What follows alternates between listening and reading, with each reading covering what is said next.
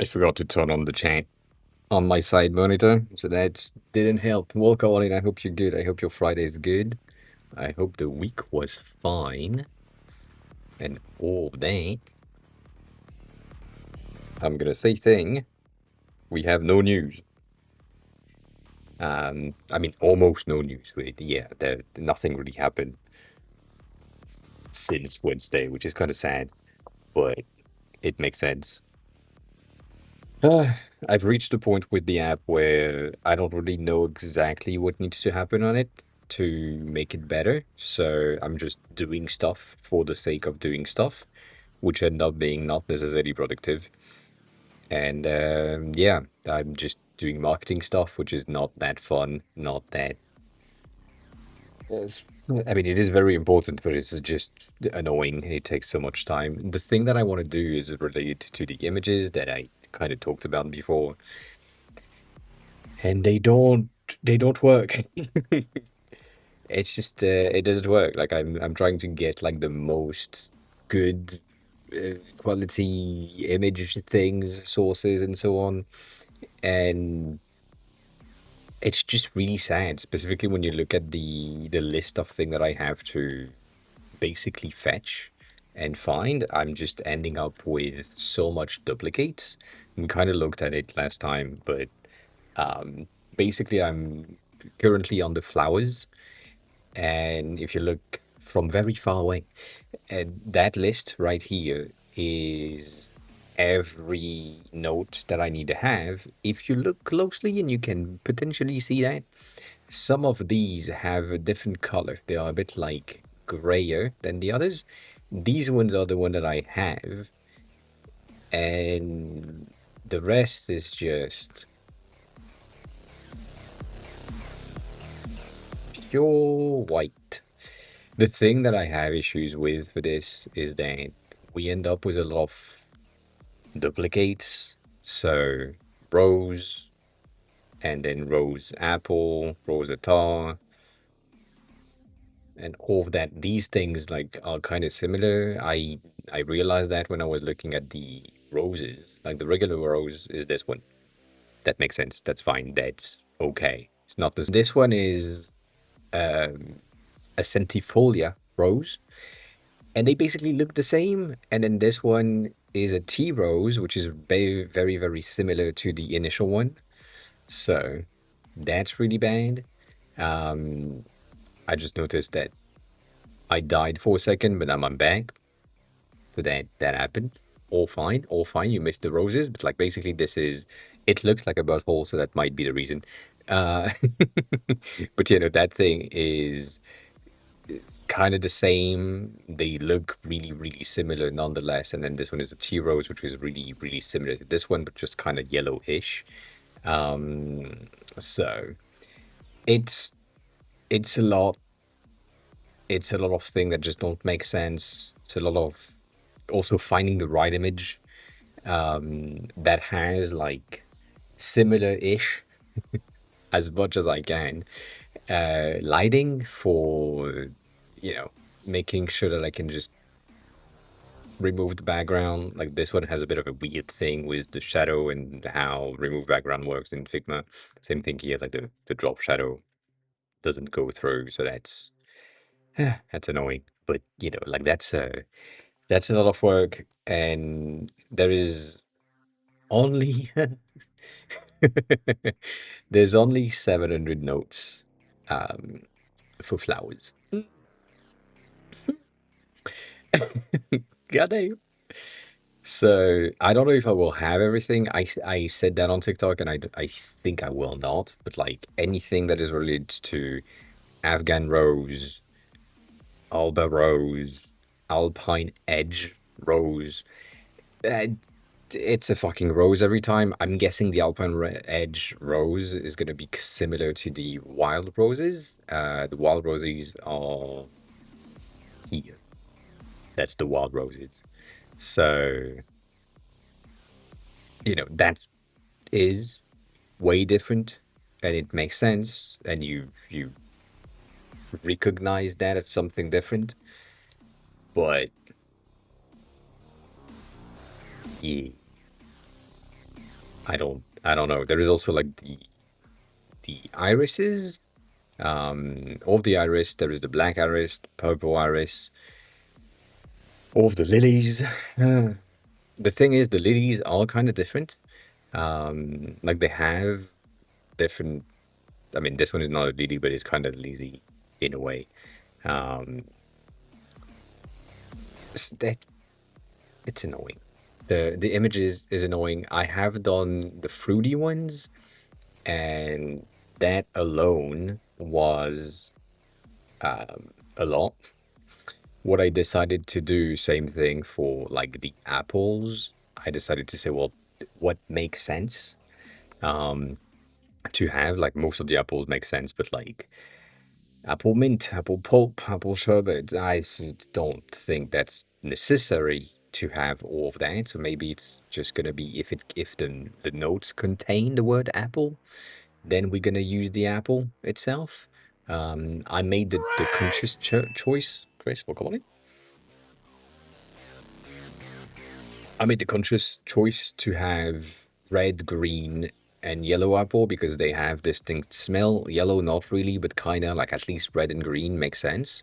Candied apple makes sense. Apple jam makes sense. Dried apple makes sense. But then anything else that is like not a physical form, like apple juice, makes no sense. I mean, it makes sense, but it makes no sense. Like, it's really hard to represent and have like an image that can be transparent-ish or as a sticker and so on. So we'll see what I can do with that. But yeah, it's just a lot of work for no fucking reason. And I don't know. I don't know. I might give up on the images. I might at some point give up on the images and just say, well, if we have an image, we have an image, cool. If we don't have an image, then that's fine as well. I don't know. I don't know. We're gonna see. We are gonna see. But yeah, some of these things I don't know exactly if they are exactly the right thing. Like this is the how's it called? That's a specific name, the cloudberries, and they look cool. That's how we're calling it. How? So they look neat and so on, but I don't know if it makes more sense to have uh, the leaf, the flower, if it needs to be with a stem, not with a stem. Like I think these ones make sense. Like it's fine, but also I don't know. So we'll see. We will see. Some of these things also look so similar.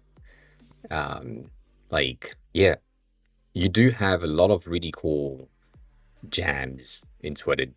Um, but yeah, that's a cranberry, that's an acerola berry. They look the same. If I go deeper here, the leaf are different, and so that's what makes them or recognizably different. It's the leaf. Like these ones are a bit more elongated than these ones, but they are kind of the same thing. Also, it's these two I'm unsure because one of them is barberry and this one is bearberry, as in bear, as if it was two different thing and not like a typo or two different languages. So I don't know yet if I will. Uh, I did. I did when I was in Sweden, basically. Um, we had a lot of berry jams with some of the restaurants that we went to had like the regular the regular Swedish thing of saying let's have this dish with a bit of jam on the side. Huh? Yeah. Or this thing with a bit of jam on the side. Hmm? Yeah. So yeah, I did. Cat, congrats on 15 streams. That's pretty good. That is pretty good. Um, but yeah, it's really interesting. It's also like I think the one that was interesting was the elk. I know. Elk meat thingy that I had in a a restaurant in far north. Far north.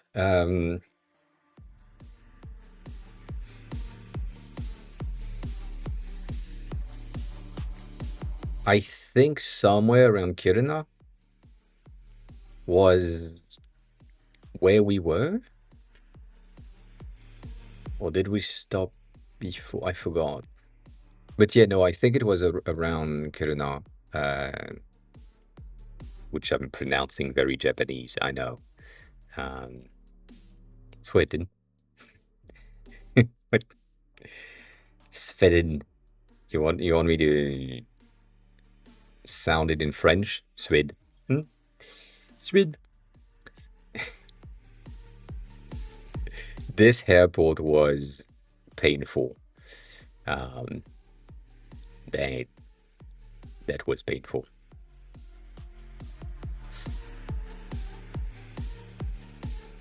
But yeah, no, it's. I think it was around here.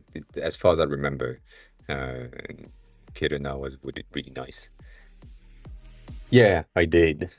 I mean, we went there specifically for that. We had um like some time where we were like, that's neat and so on, but it was really faint compared to others.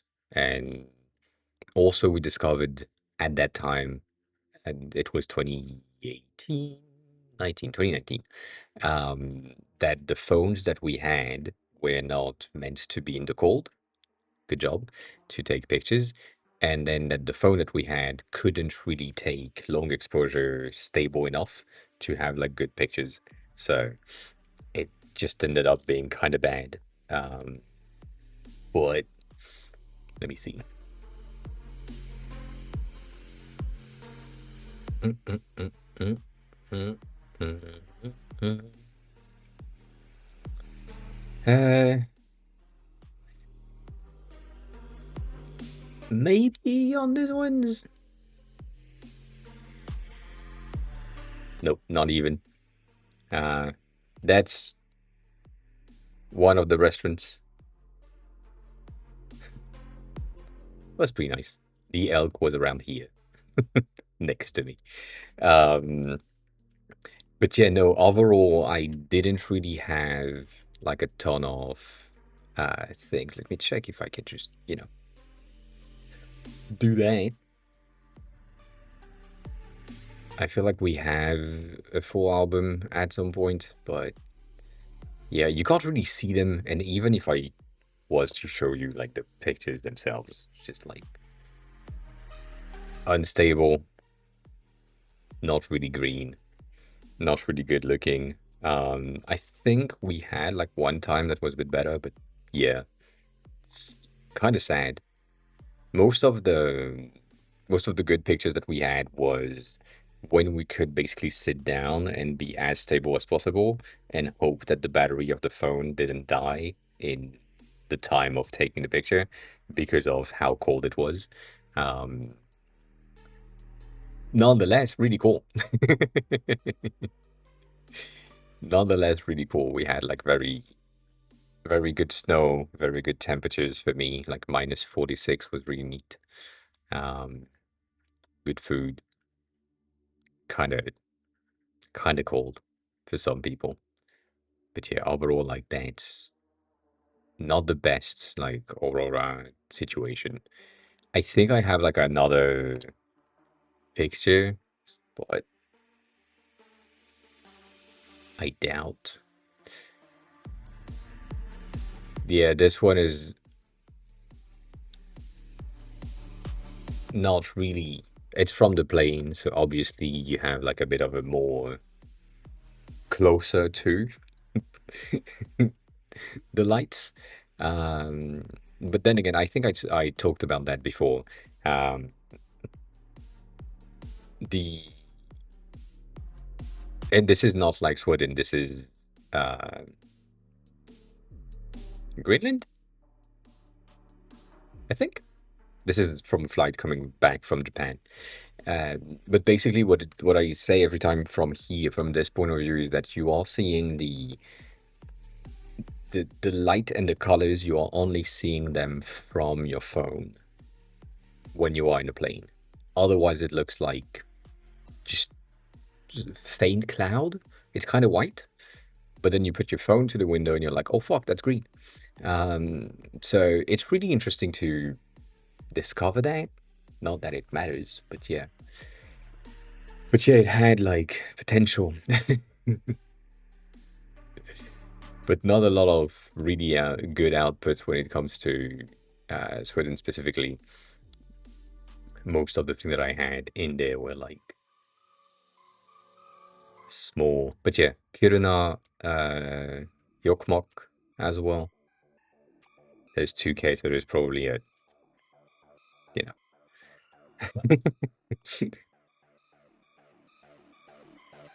The main reason why, and I said that before, the main reason why I went there and stayed there for like a week, um, was because the flight was $14, both directions. Not 14. No, no, the entire round trip, $14.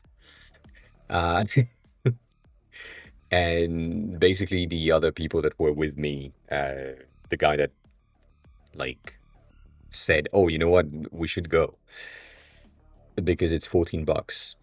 That was his argument, and the argument worked. He basically just said, "Well, you have time. It's cheap. We'll pay more in the bus to get to the airport because from the French situation and so on, um, the bus is like $18, or at least was 18 or $21, and the plane was like 14. So yeah, more in buses than in flight, but it worked. So it was neat. I do like Sweden a lot. I like Stockholm because I'm a city person, but I also like the cold. So I do like Kiruna as well for uh, the deadness of it, the fact that there is almost no one there, and so whatever you do, as long as your house is has heat, you're kind of good. So that's it's a good point. That is a good point. I like it. I like it for that reason. I went to Norway when I was six-ish, I think. But the memories I have are like clouded with other things because I didn't have a lot of capacities to do anything. So I have like flashes of things that happen, memories of very impactful moments in that trip. But it's also blurred and not exactly true to what happened. So, eh. Um, same thing for Denmark, 6 years old ish. But like for Sweden, because I was younger than now, but like older than 6 years old. I forgot how old I was. Yeah, it's pretty nice. It is pretty nice. I don't think I would live there because of the language barrier, but also based on the fact that Swedish or Svenska is not that complicated. I could. I could. The guy that we met in Kiruna for like the Northern Light slag with huskies and dogs and so on, it still is French. And yeah, so basically you said, well, I picked up Svenska really fast because it sounds a bit different in some consonants, but it's basically the same. So you speak similarly, and then you have just different words for different things. So apparently for him it worked. I don't know. I don't know. Yeah, most people were able to speak English, but like I think there was one shop that we went to, and the guy that was at the counter didn't really speak English, but that's like one. Uh, Even in the North, the people spoke English, and that was fine. So yeah, that it's not really an issue, but it feels wrong. Like that's the thing that I kind of hate with uh, some of the French that I have around me. And I know this is like a racist take, as we call them. But basically, a lot of people that are like my ancestries from Arab descent and like Moroccan or Algerian and so on that came to France for uh, work, slavery, sorry, all of that, and just basically immigrated to France forcibly.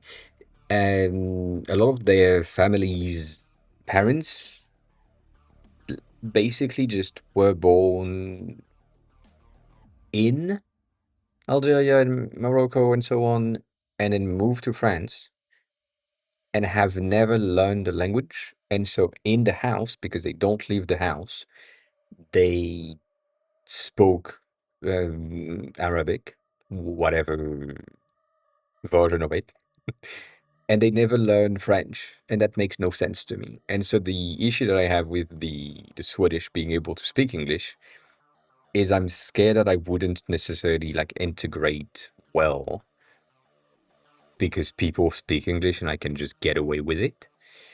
And then you are still like categorized as the foreigner that is speaking English, even though they lived in Sweden for like 16 years and still can just say tack and that's it.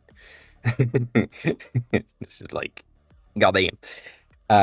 So yeah, like it's the same thing in Japan. I've seen like so many Japanese residents that are French specifically, but also other nationalities that just can't speak Japanese, even though they've been living there for like 6 years, 5 years. And I'm like, bitch, what the fuck have you done? Like, you've been here for so long. You should be able to do stuff and speak, or at least have conversations with people, but no. So, you know, that happens. Yeah, other than that, no issues there. It was the thing. It was pretty nice. Most of the thing that we did, I think, was a bit like uncommon. We used to take buses, like either day buses or night trains to just travel north. And that kind of helped to just see the landscape without being walking all the time. But yeah, it's a nice country. I do like it. I don't like the fact that there is uh, mosquitoes coming to Finland. I think it's Finland that happened. So yeah, um, yeah.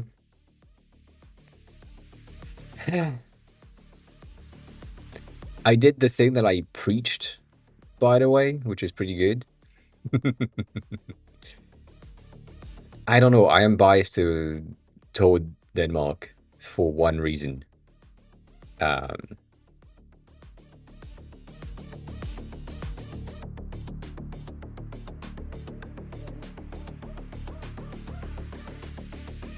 that's the reason. Um, that brand is my bias toward Denmark. That's it. They are doing good stuff with the shoes, and therefore I'm really like obviously biased, but that's the only reason. Um, I don't have any experiment or other stuff.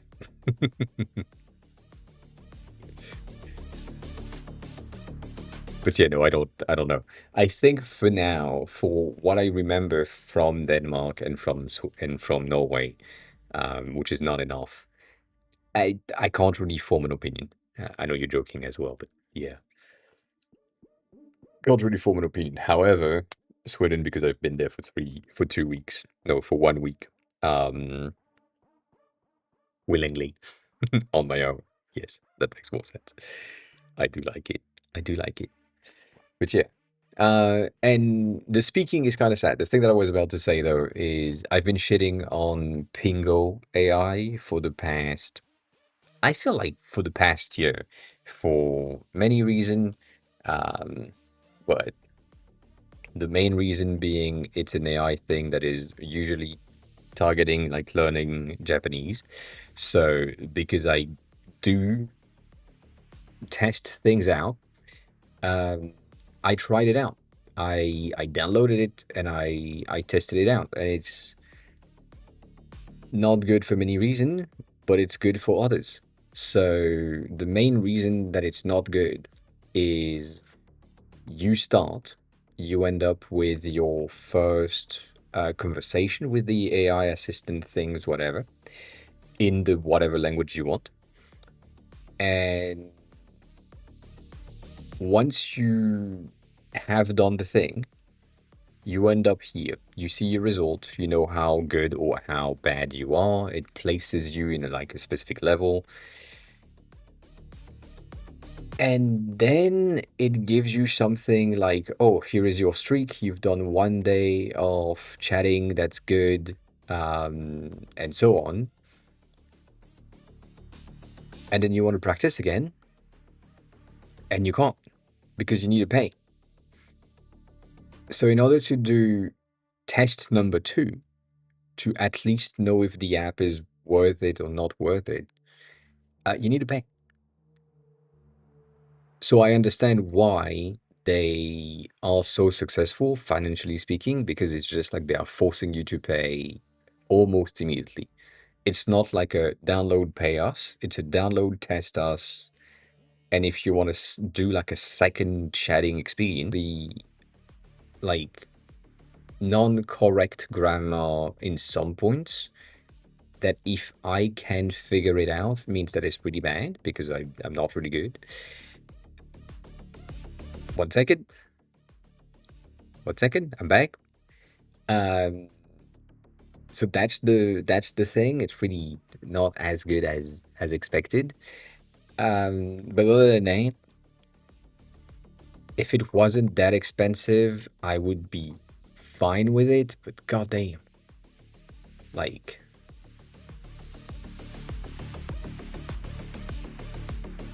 that thing. Let me see. Um, the in-app purchases are like by default you need to pay $15 to just have the second test. So you will have your first month. Basically, it's $100 a month or $100 a year.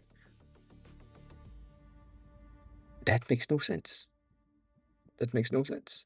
And then they have a second one for like I think 10% off or something, or 20% off. No, that's 10. Uh, um, to whatever welcome gift or some shit. I don't know. But it's just it makes no sense to me. But yeah, overall, it seems good-ish. Eh,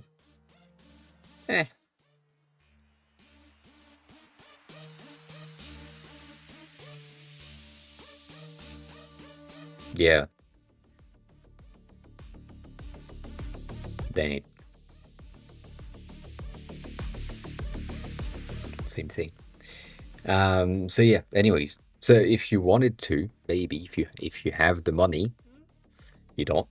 That could be interesting for you to learn French and speak because that is the usual thing. The speaking and the spoken of languages is what people are lacking 99% of the time, me included. And if you can speak it, if you force yourself to speak it, or if you are in an environment that just speaks something, you should be good. So, I mean, you should be good. You should learn faster. That is the situation. So yeah, I don't know. We'll see when the French happen. Nonetheless, we have some teeny tiny news when it comes to this. Very, very tiny today. Um, I added stuff that you cannot see. I know. But now the cards themselves have haptics feedbacks. So when you're sliding them through, when they are locking back in, there is a bit of a a notch that happens, so that's really cool. It doesn't change anything. It's just me making stuff for the sake of making stuff. I did the exact same thing here. So when you're making uh, adding perfume to your collection, I'm going to do that really quickly so that we have the thing when you arrive here that has the not allowed haptics. So that's cool. That doesn't change anything either, but it's cool. I have changed and added some of these sections, so the background is a bit more interesting, just a smidge. It's not as good as expected, but it's a bit better than what I had before. And then the thing that I added is this section. So as I said, because I want the app to be as little social as possible, but still be discoverable, I added this section. So this is basically share the perfume that you're currently wearing or whatever perfume in your collection if you wanted to talk about it. And I'm giving you access to all of the things in pre-made layouts, even though I don't like them, and or separately if you wanted to have them. And then for the sake of the exercise here, I just added tools at the bottom so that you can decide if the bottle has the sticker effects, if the fonts for the notes is bigger or smaller, if the background exists or not exist, if it has the notes colors or not, if it's dark mode or light mode. All of that is kind of pretty useful, I would say. Like overall, it makes sense. It just goes faster. You can export things really quickly and have something that is usable, I think. So yeah, that's a good overall start. And then on this one, I just have like a size situation, so you can change the size of the nodes, but also change the size of the output so that you can have a bit of a small on the side situation.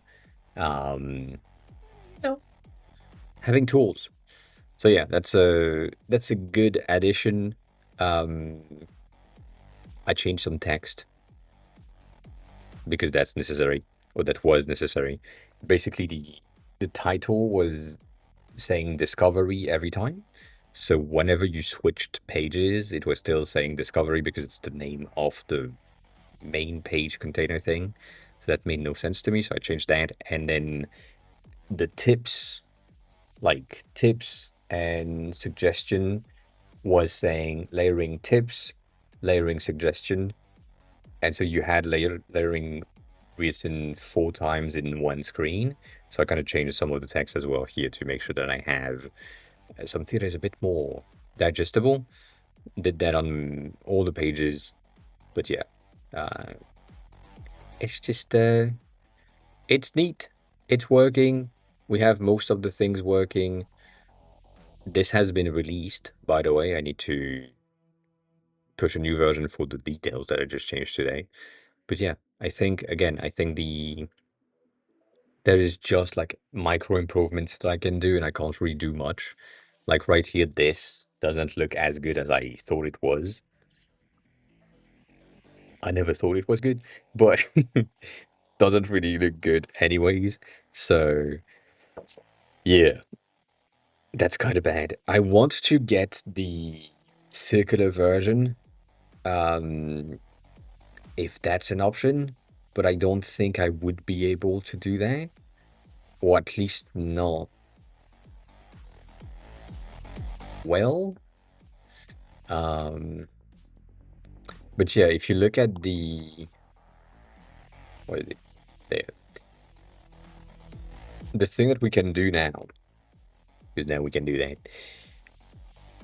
If I just get one of that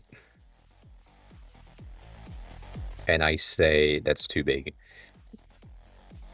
and I say this is a 300 to 300 thing, and I use my text, and then I have my beverage, whatever, marine, whatever, amber, whatever, like that situation. If I had that for all of my note families, and place them all around the circle, it could work. The main issue that I have with this is that the angle at which this thing is supposed to happen, um, let me just phrase that better. Uh,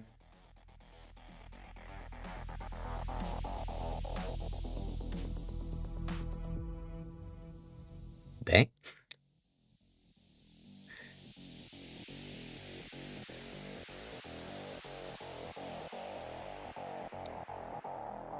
So if these are my 14 houses thing, I end up with beverage being like way too, not way too big, but kind of way too big. So it needs to be right here. But then marine needs to be at the center of this segment specifically so that its axis is centered to it. So I would have to just basically go in and manually push things around until we reach the point where each of these houses are centered to the quadrant in which it's supposed to be. And that's just not gonna work based on the amount of fucking houses, families I have. So we'll see. We will see. But yeah, that's most of the thing that we have. The other stuff didn't really change. The other stuff that I changed were mostly like haptic feedbacks and other small stuff that are like related to the performance. So it takes a lot of brain power for me because I don't know how to explain it. Like that's the main reason. If it is something that is designed or visual layout wise and so on, it's pretty easy to me to explain what it needs to be, how it needs to behave, and so on. And therefore, like Cursor can figure it out. But when it comes to technical improvements, I don't know. I just know it doesn't work. That's all I know. It's just yeah, that thing is slow, that thing is laggy, but why? I have no fucking clue. So yeah, that's sad. It is sad. Other than that, we haven't had like a lot of other things for the review day. For today, we have some things that are really good, but also a lot of things are not really neat. Um, I have looked at a very specific element. I think we stopped here. Yeah, we stopped there on Wednesday. Um, this one is really cool for people that are like VTubing. That person has created like their mouse tracking on a tablet. So it's the concept is really simple and the output is really good. The way that they have created it is really cute. The the way that they are presenting things is simple enough for me to understand and potentially not create one for myself, but like see how this would be feasible and easily created. So it's a good presentation and so on. As always, the video presentation of whatever you are created is going to be better than if you had nothing. So yeah, if you just do a static thing, eh, not as good. Nonetheless, we've had things like this. I feel like this is a bit of a comeback related to the organic, not organic situation that I've been talking about for months now, of people just doing things for the sake of, oh yeah, an AI would never do that. And I I agree. An AI would probably never do that. So you have that organic feel for what it is. Um, I don't think it's good or bad. I feel like it's just uh,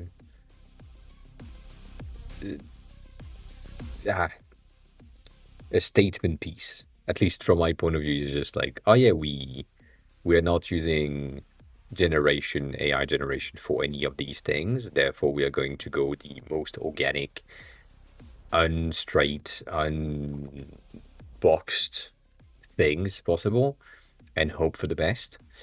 And some of these are really good, some of these are really bad. Like, for example, for me, this thing is really bad.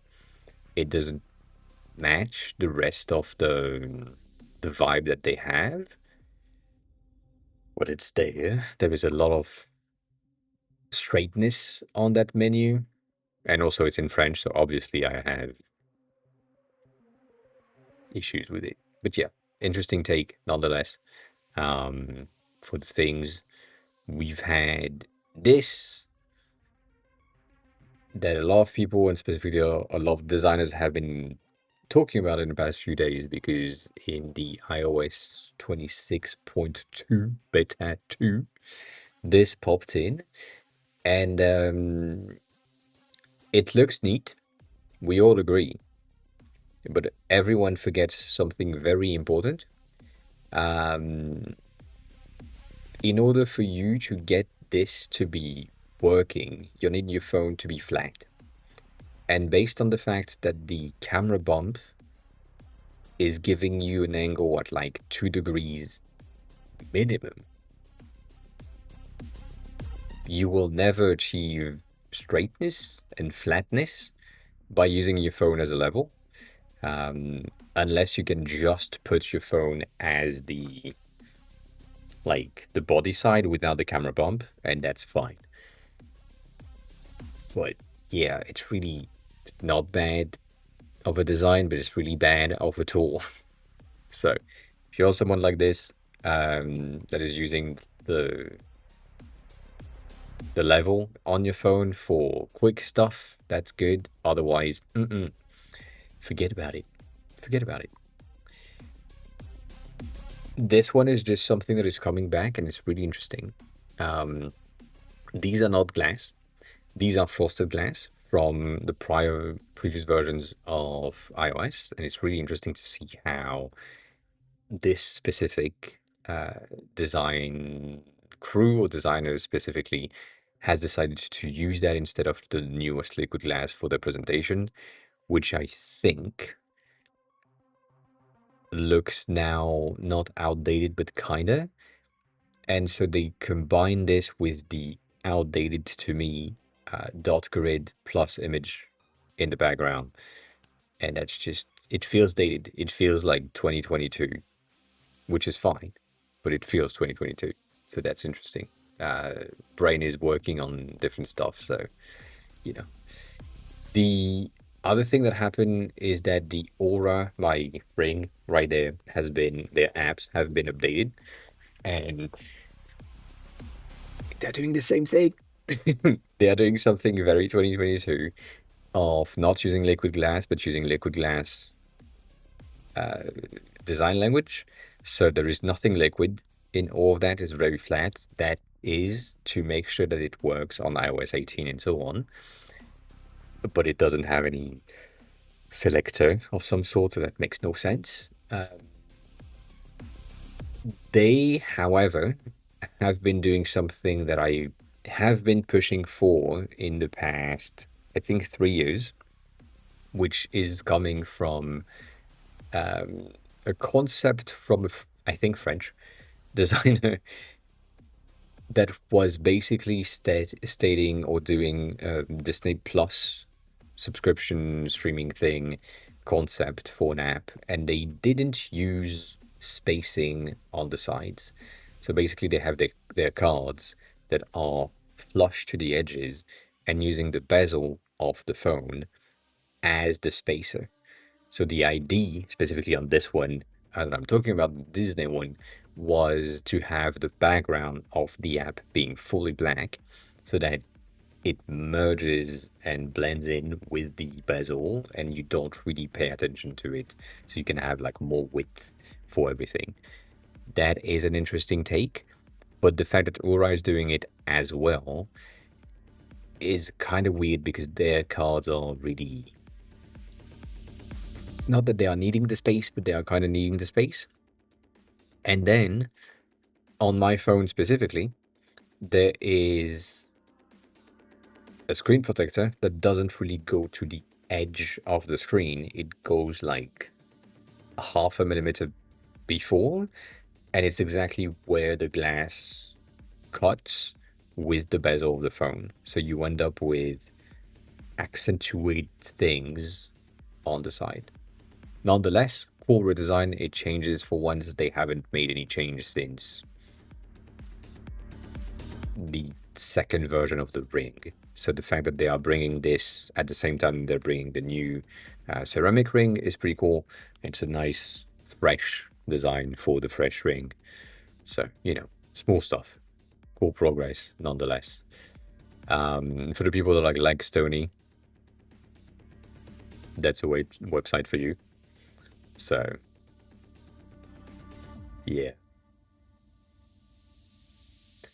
it's just, that's it.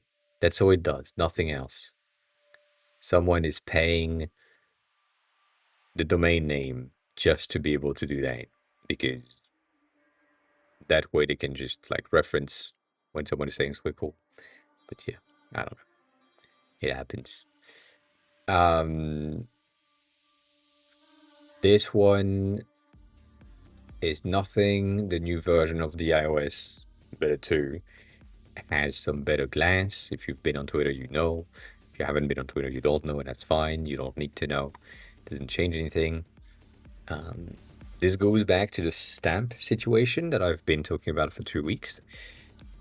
This is the design style that is going with these stamps and these cards. It's a bit of a retro, like I would say American retro-ish for all of the graphics, and a lot of people are going through there. So yeah, we'll see when that happens to take over. So yeah, that is interesting. Not really good. Interesting. We've had this thing. We talked about it before. We talked about the rebrand of that brand specifically. I downloaded the app so that we can test it out. It has a lot of very interesting things in it. But yeah, this one? Or was you talking about something else? They? I'm guessing. They.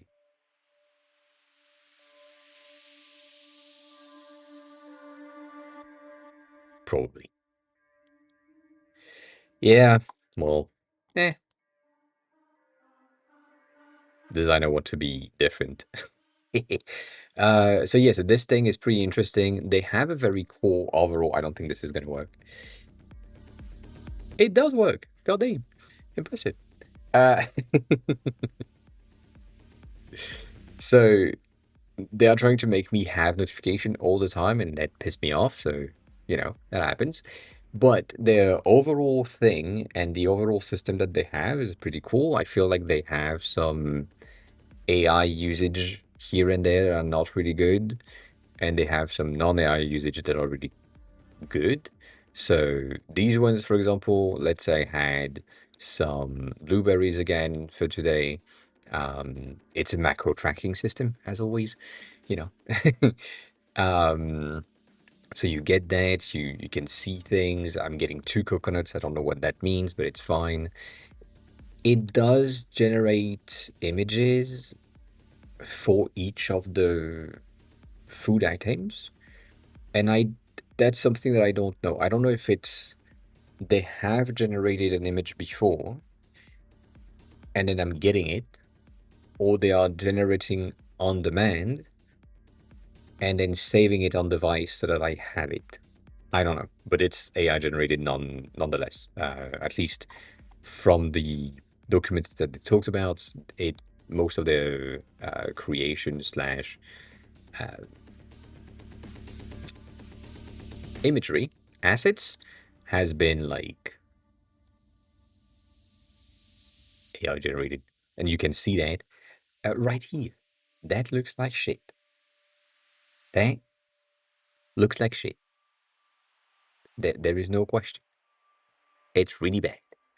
And the reason why I'm debating, right, saying that it's generated on demand is because I said that the burrito that I had would add beans, ham, and veggies and cheese. And the thing that I'm seeing here is basically that. So uh, I don't know.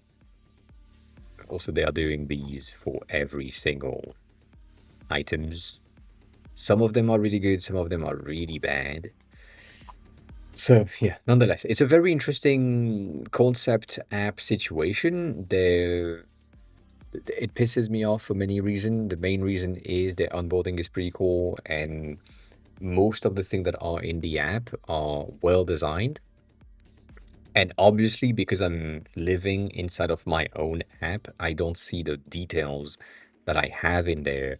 But every time I try like a new app and something, and I'm like, God damn, I wish I could do that, even though I already do. So I don't know. But they have like small details. You can see that all of the days that haven't been passed yet have a bit of a shadow in the at the top, so that it's concave. And then when you do the thing on the day, it's convex. That makes sense. The letters are not centered to the circles, which makes no sense to me. But you know, I mean, whatever. But yeah, they have done a lot of things that are really cool. They have done a lot of things that are not necessarily good from my point of view. Um, but overall, it's a good app, good concept, good idea, and the way that you are entering things to your macro tracking, so basically listing as a text. So if I said something like today ate pasta with pesto sauce with something and so on, it would basically extract the words and then calculate what could be the macros. This is really bad.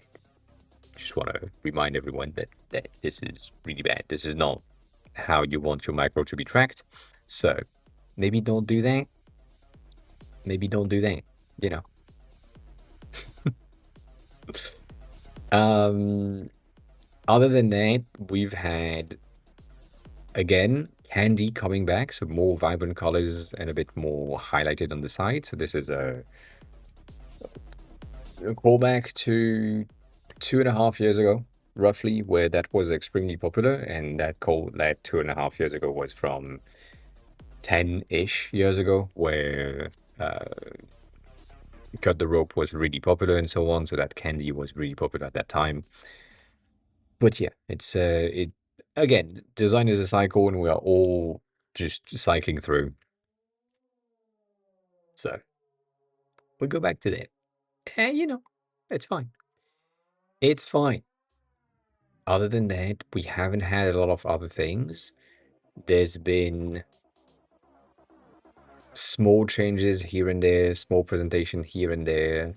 This one, if you don't know what this is, it makes no sense to you, but I get it.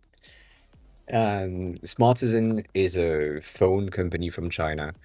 It has some of the, or it had, I don't know if it still does the same thing, I doubt it, but it had at the time some of the most well-crafted UIs for something that was roughly skeuomorphic. So you can see all these icons, all these creations right there are just really good.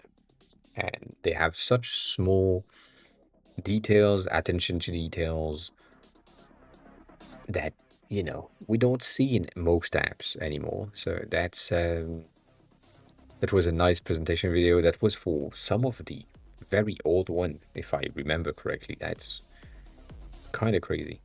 Um,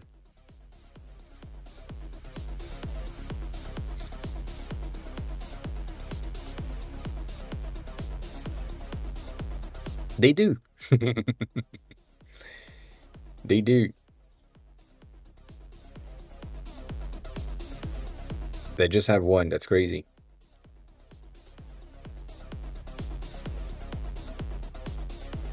Yeah. I don't know.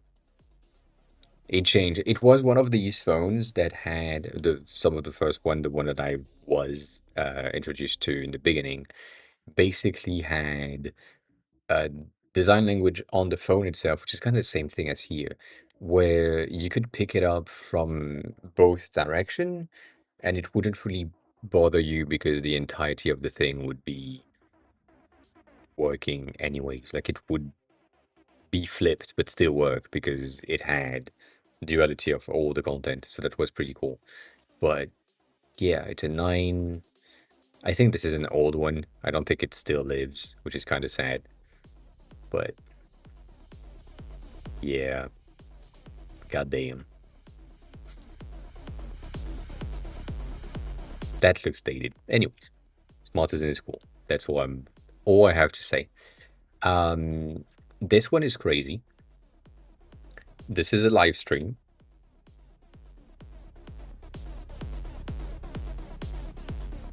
of the national games of Ha ha badminton. ha, look at you is now following. Can rotate through things and select the right things. Um, so yeah, it's really impressive.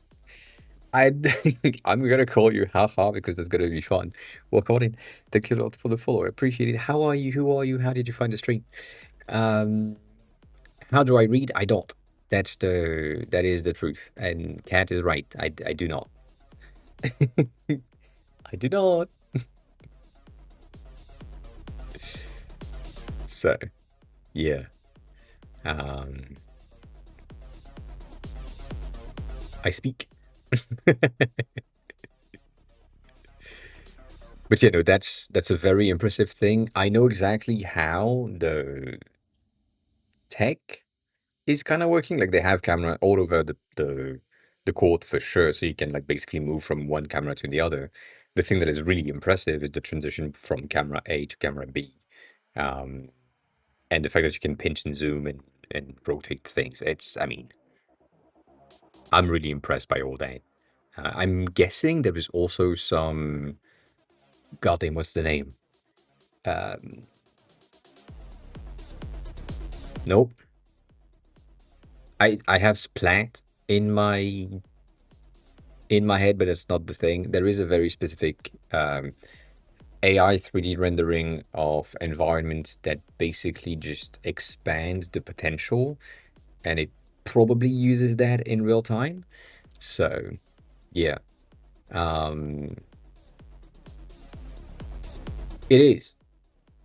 It is. It's also like something that we talked about before, and I sent you like an image post on TikTok before of if I'm reading a book, I need to have uh, the book read to me while I'm reading the book in order to make sure that I'm following through, and that makes sense. So yeah, not really, but kinda, but not really. I know that's confusing.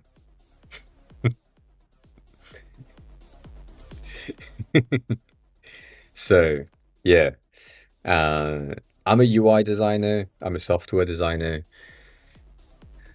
I do visual stuff most of the time. That's what people categorize me as, but I do everything. I've been doing that for 20 years. So I've done everything.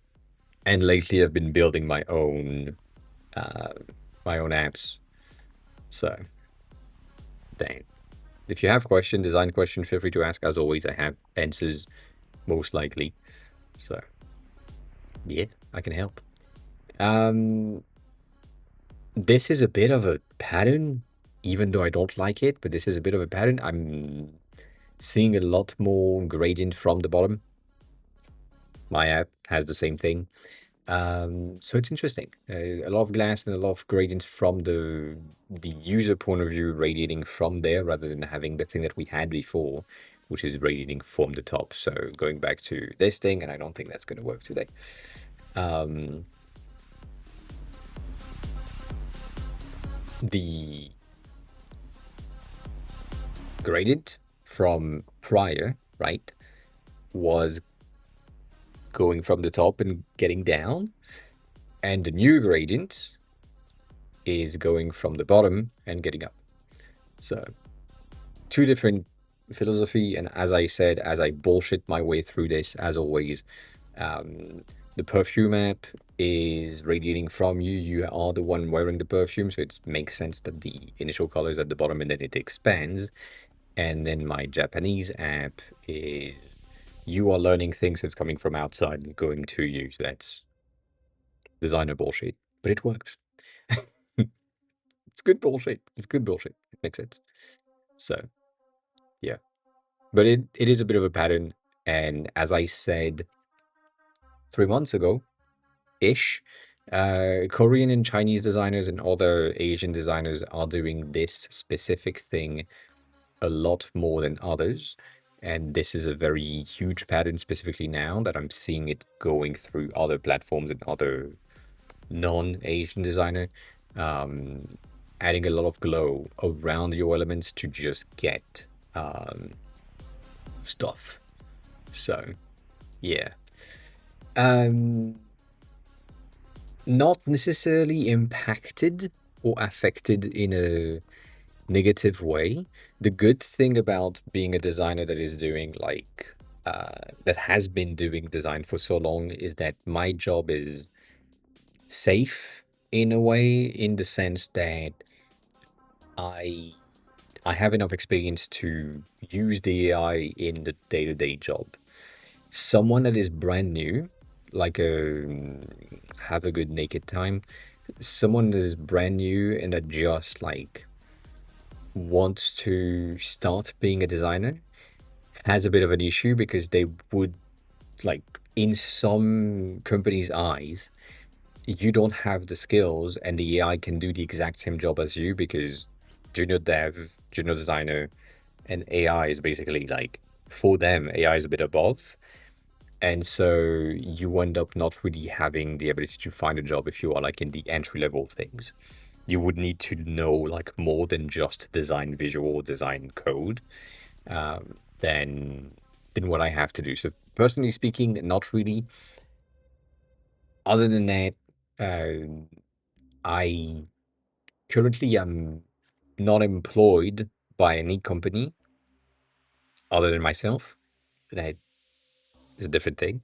Um, and I'm not necessarily looking, but I'm still applying to stuff here and there just for seeing. But so far, no real result on having like a stable job if that's something that you're interested in. And then am I self-taught? Yes. Hmm. Sadly, kinda. Yes. I went to I went to school for mechanic and machining. So basically, I know how to use a CNC machine to build stuff in metal and whatever. Um, and then I went to school, kinda, for print and so graphic design and so on. But when I went there, I taught thing to the teachers that were there. So because I had a better level in design than some of the teachers at my renowned school, I was doing the teaching to some of the other classmates. And then I basically gave up on that school because it made no sense.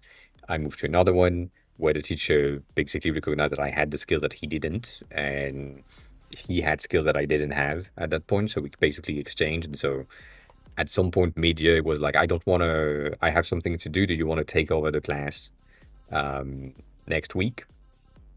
And I was like, yeah, cool.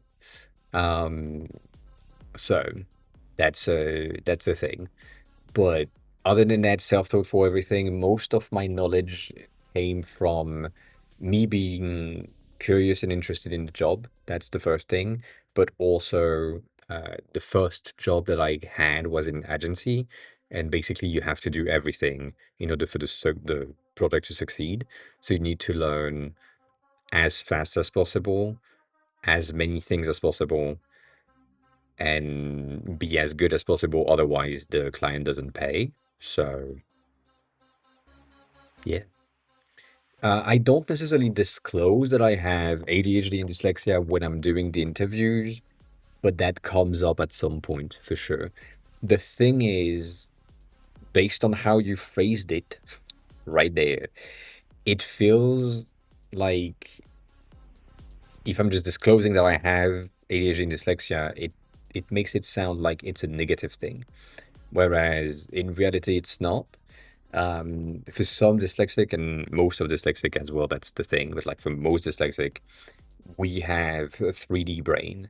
So for all of these things, so for all of these companies right now that are working into VR and AR and so on, my brain is perfect. Like my ability to see the in the like uh, um, co-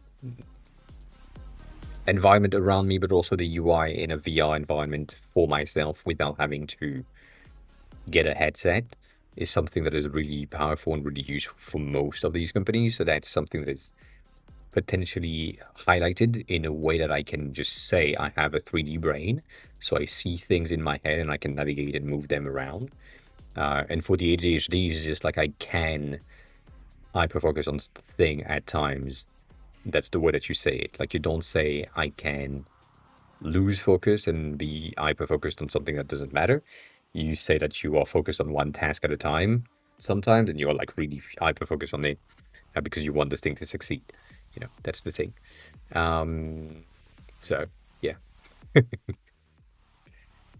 this is a studio kind of thing. Yeah, it's tiny. It's a tiny place.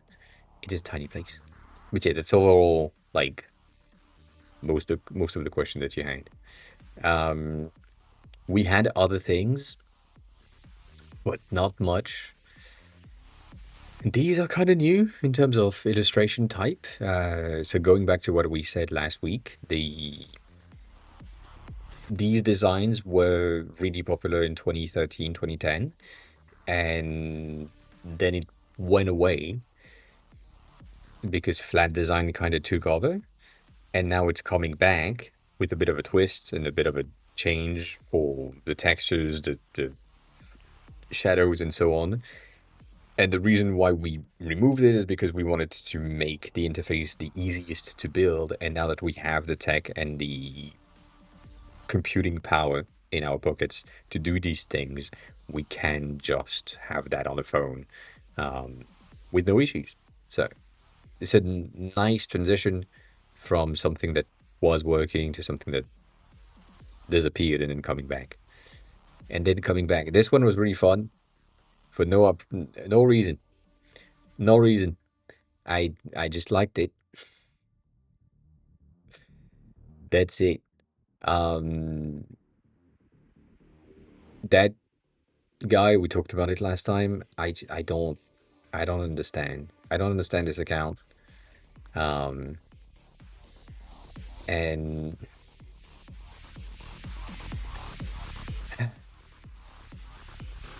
the thing that pisses me off is that it works, right?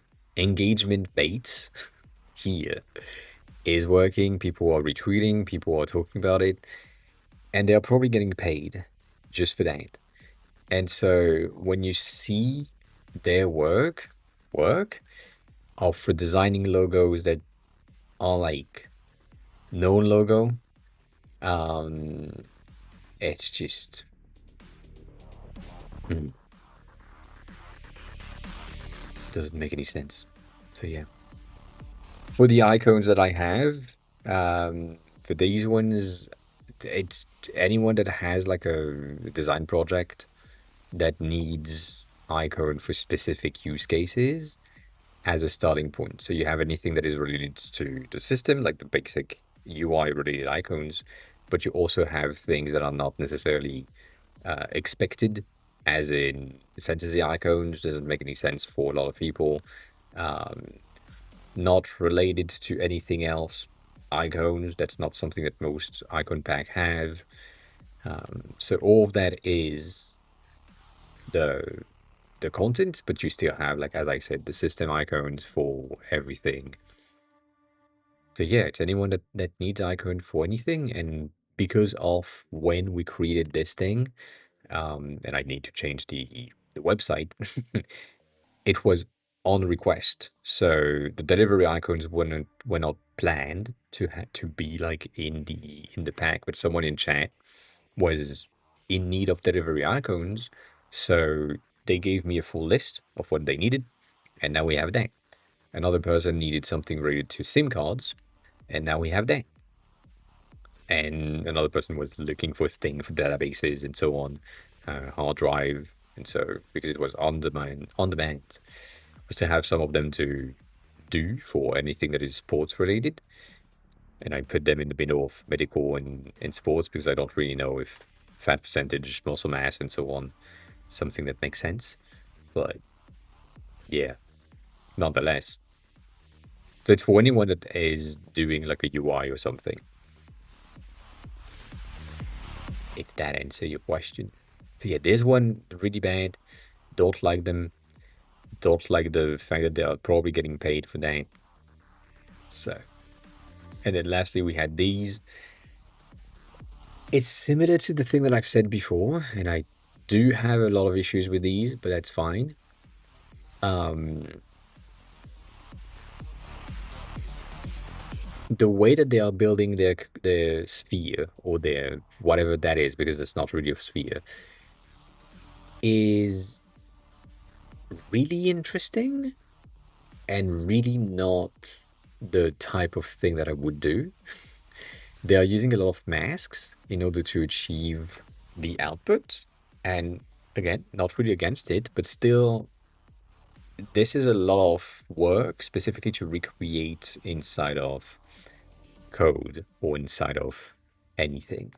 So you would end up with so much of a complex SVG, whereas you could do all of that with fills and just have one layer with multiple fills. So it's a complex SVG still, but it's based on how you are filling the content.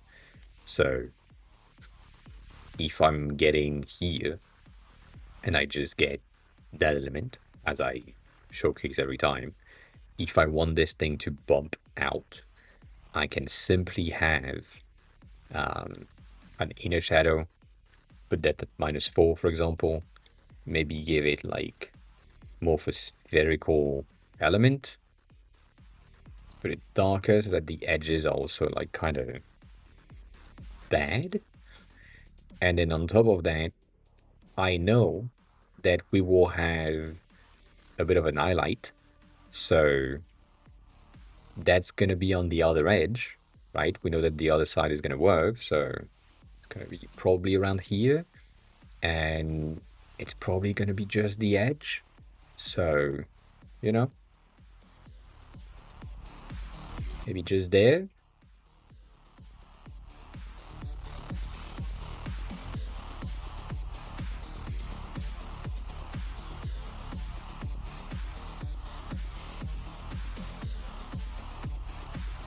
And then you just have a fill on top.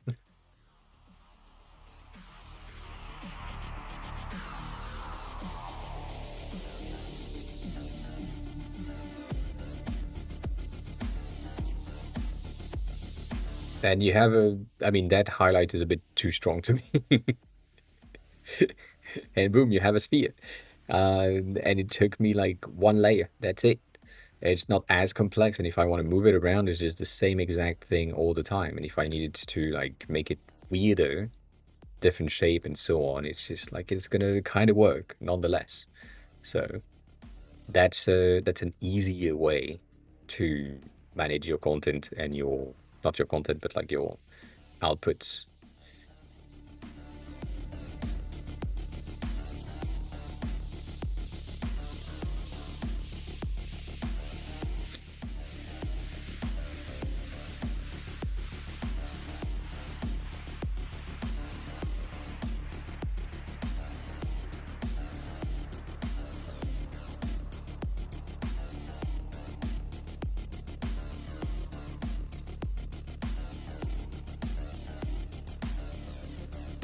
Ta-da!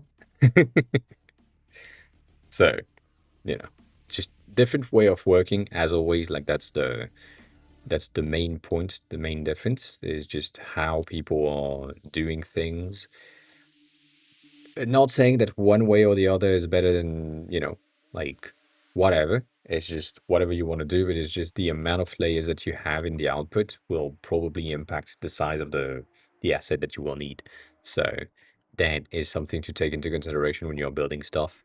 And yeah, all of that makes a lot of sense when you're, um, creating your content and your elements. So that's the thing. This video that we showcased last time, I mean, not exactly this one, but the exact same thing,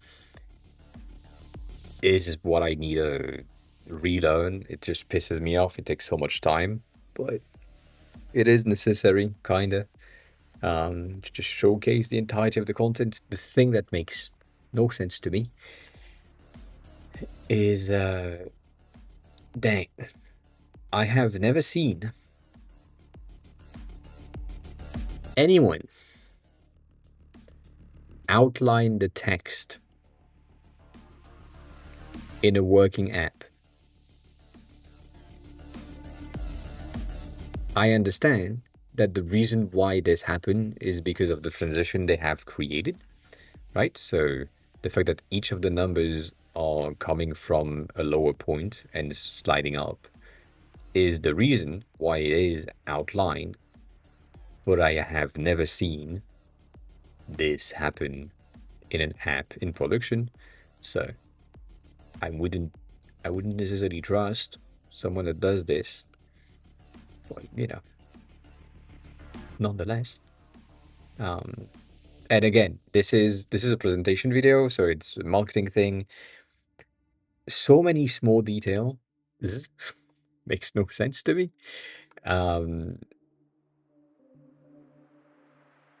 If you just look at this, right? What they have done, and I get it, it's for the sake of presentation and so on, but like they are growing the corner radius, right? And their handles for the Bezier points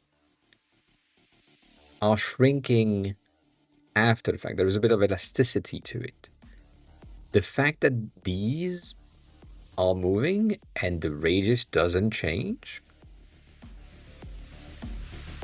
that's not how things work. It's the same thing around here. The fact that you start right there with your curve being that long for your Bezier handles and then shrink them down, that makes no sense. Again, the reason for this is if I'm creating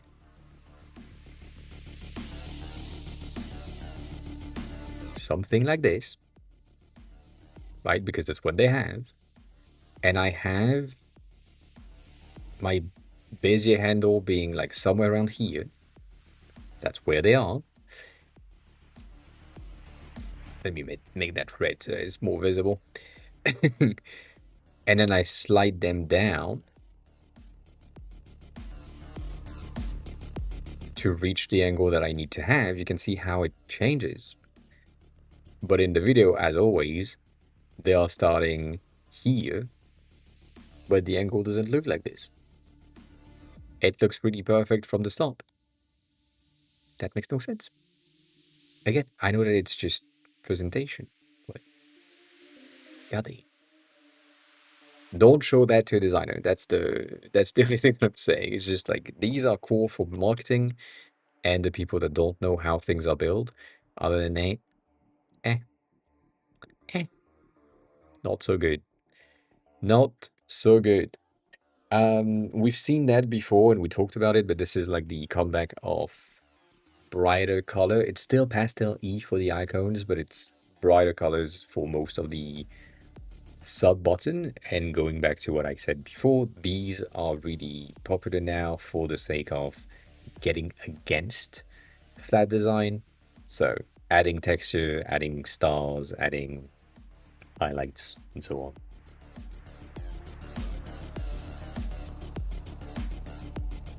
Makes a lot of sense. I don't know if I still have them here. I think I do.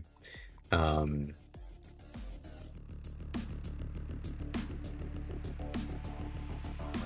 I think I do. I don't. God damn it.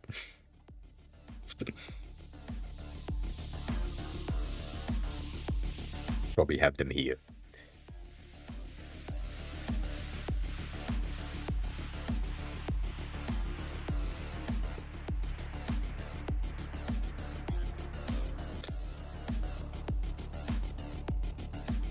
Yeah, these ones. These are old. God damn, these are old. But yeah, same idea, same concept. Trying to bring back some small details here and there, making sure that you have like buttons that just stands out compared to the rest. Most of the new ones are going to be fully rounded compared to these, but yeah, it just makes sense. It just makes sense. Small stuff, small stuff. So we've seen that before. We have seen that before.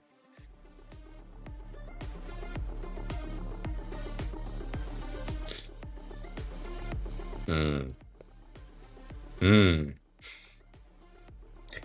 Other than that, we haven't had like a lot of things. I don't think I have anything in here other than some ass that I can't show you.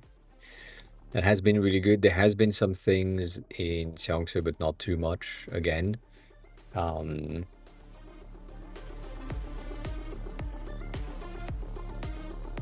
yeah. There's been the Valve frame and the new PC that popped up. These were pretty cool as a concept. It's not a concept, I know, but still. Um, yeah, no, we don't have anything here. That one is a crazy take. I like it, but they are building like a software for their hovered camera to basically track um, two markers that ensure that the markers will always be in frame. And so as long as these two markers are somewhere, there is a frame around the camera that just makes sense with a specific aspect ratio. And so if they have that on their hovered camera and they are doing some drawing or some keyboard building or something, they can put the marker on the desk. And as long as the marker are visible, the camera is going to retain the view. And if they wanted to zoom into a specific version or portion of said keyboard, they could just move the markers and then zoom it. That's a very impressive thing. I don't know if it's going to be useful, easy to implement, and so on, but it is really cool. It is really cool. And if that's working in OBS, I'm happy with it, as always. But that's the only thing that we have. They're not gonna give you anything good, to be honest.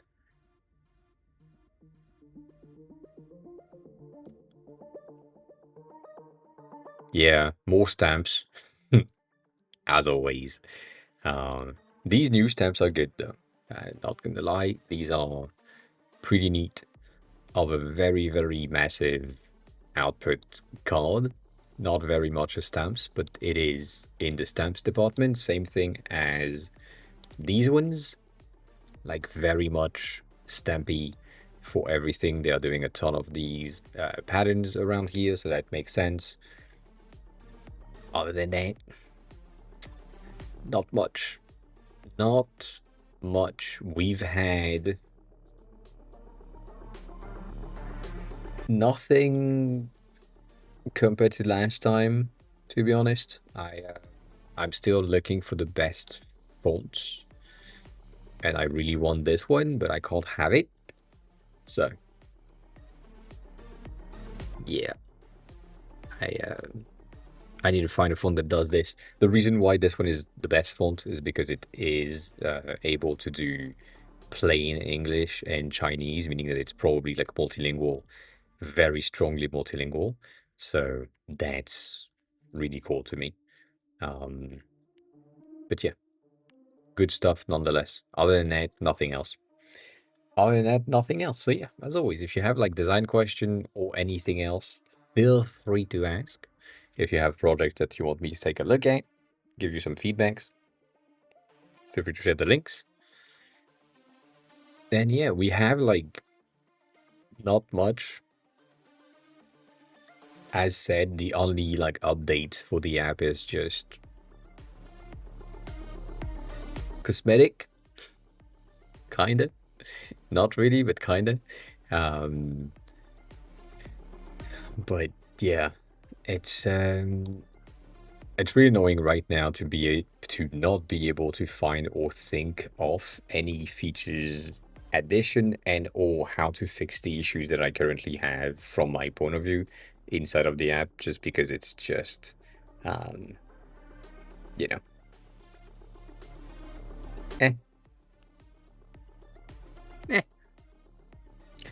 I don't have the IDs, and the fact that the marketing doesn't really work is pissing me off. That is a lot of things. I've been trying.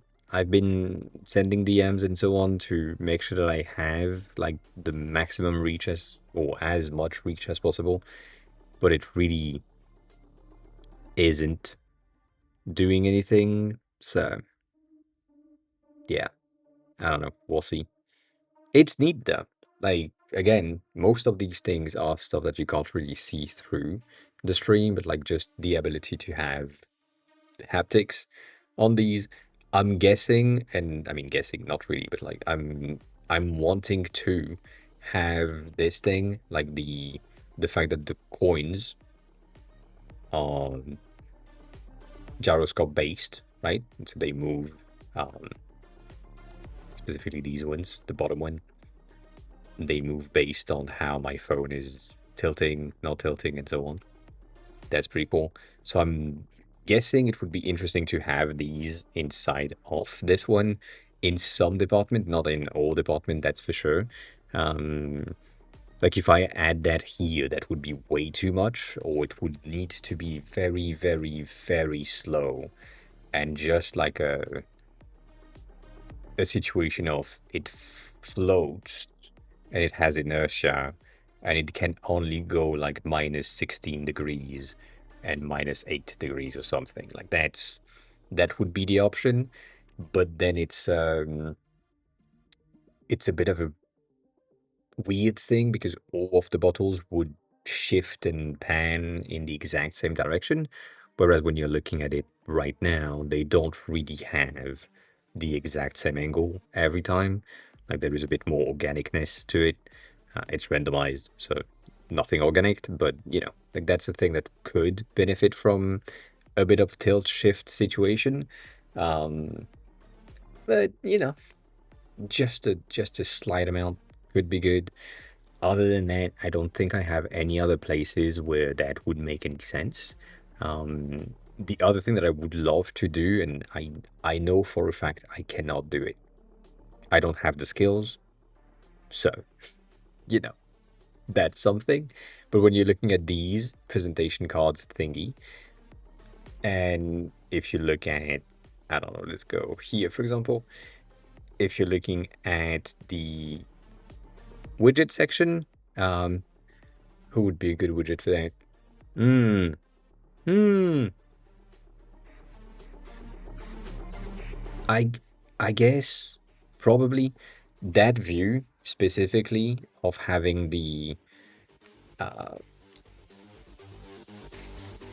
widget presentation that works with how the liquid glass work, but also when you are shifting things around, you can see how the gap that you have in between the sides, like basically is smaller right here just because you need to see the edge.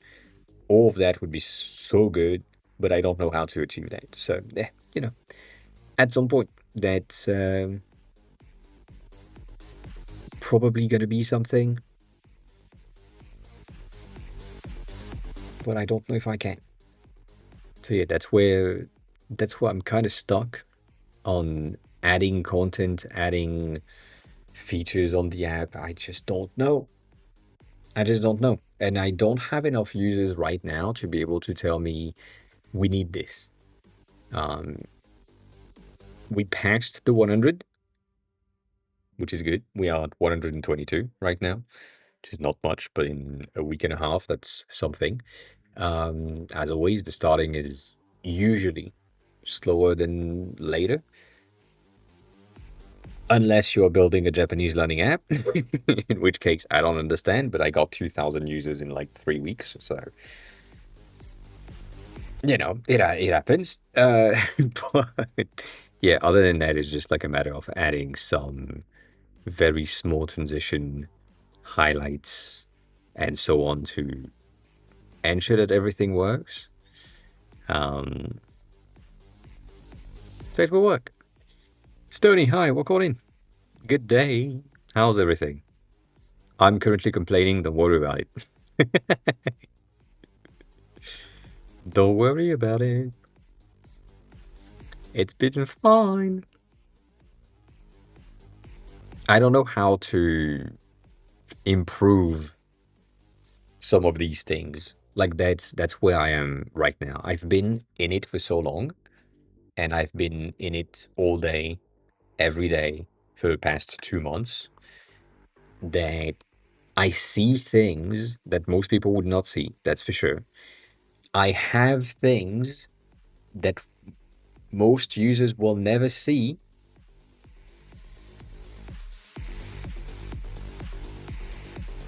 Oh, goddamn. Like yesterday, I was thinking the settings page looks like shit. I need something different. I need to do something about it. And then I forgot. And then I forgot. Ah, goddamn. I'm fine. I'm tired. As always. We're both sleepy. It makes sense. Yeah, I kind of fought with something and then gave up and so on. I'm not saying that this is something that you should have, but maybe, you know.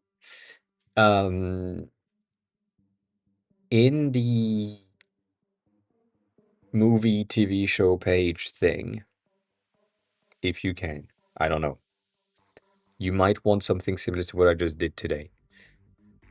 I've worked for 3 days on it, but this section might be interesting to you, as in this is a shareable sheet thing so that the user can share the details of the perfume. And so for you, it would be the details of the TV show they're watching and so on.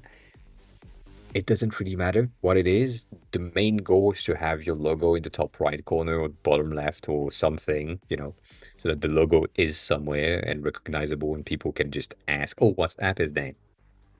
Marketing through word of mouth. And so here I just made things. These looks like shit. This too, I hate them. Um, I need to figure out what needs to happen to make them better, but that's gonna be for later. But that could be interesting for you to let the user export the poster, let the user export the name, the review, something like an editorial sheet that is shared with or shareable with everyone so that people can just play with things and have fun with the output. um so it could be an interesting thing if you think it could work. That's going to be the thing. If you don't think it can work, then no. Or not necessarily that it can work, but like mostly that it is something that you are interested in having in the app itself, because you might not, you know, you might not. But yeah, I feel like again from a marketing point of view and from a product discovery point of view, making sure that the logo is as plaster around everything as possible, even if it's subtle, so that people can just ask, "Oh, you're using this thing for your TV instead of Plex, whatever." Um, yeah, I mean the Spotify thing is also really interesting because it's just lines, right? For the songs, sometimes you can have like the photos and something I forgot, but it's basically a QR code in the shape of lines. So it's a bit different. It has utility, whereas for me, I would need to put something like a QR code or something that is more recognizable. But right now, the design of these things makes no sense to me, and it pisses me off. So yeah, I'm debating. I'm debating a lot. But yeah, the goal is basically to have that in stories and stuff. So, for example, here I just have release, and that thing is just like the scent of the day. What am I wearing? What is it? And so on. So that's just shared. People can zoom on it if they want to. You know, just simple stuff. It makes sense. Um, but yeah, eh. Other than that, it could be interesting. It's that's the thing. It could be an interesting point to just have a shareable element, and so that people can just well share the app. Yeah, it's basically free marketing without ever having to do some free marketing stuff. So it can work, but nonetheless, it doesn't change the fact that these kind of look like shit. I'm not gonna lie, I don't like them, and I know that there is a lot of work to be done on these to make sure that I have like something that just works for me in you know what I want to achieve. But that might be for later. I don't know. I don't know. We'll see. So for you specifically, it's just like maybe you can share um, the movie. Maybe you can share your notes, like if it's your favorite movie, if it's something else. I don't know. My main goal for this, let me give you everything. My main goal for this is to achieve basically the exact same ability as Instagram slash TikTok Reels situation. So if I go in there and I just um, create like a story or something, let's say I'm using this as an image. Um, Here I have the ability to just add music, add filters, add overlays of other things, and so if I tap on it, I will have some different shapes, which is wild. I can edit the thing, I can change the brightness, and so on. So all of that is basically the ID, and specifically the one that we have on TikTok is pretty much better because we have the ability to just get, um, that's me, to just get stuff like once you're here, no, not there. Once you're here, you have stickers, and so you can add some stickers, um, and potentially point to the model, point to other things, and just play with the outputs, the thing that you have. So as an image, maybe I just have this section. That's all I needed. I need the bottle to be somewhere, and place them there, so on.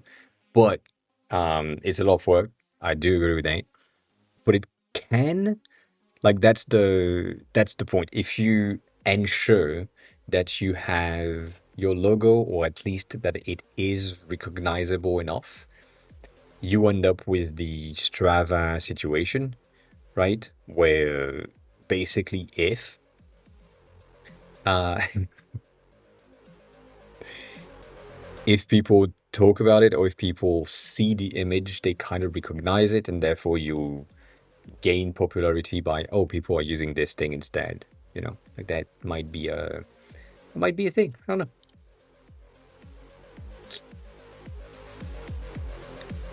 know. What did you send? Oh yeah, I see. Yeah, I mean that kind of works.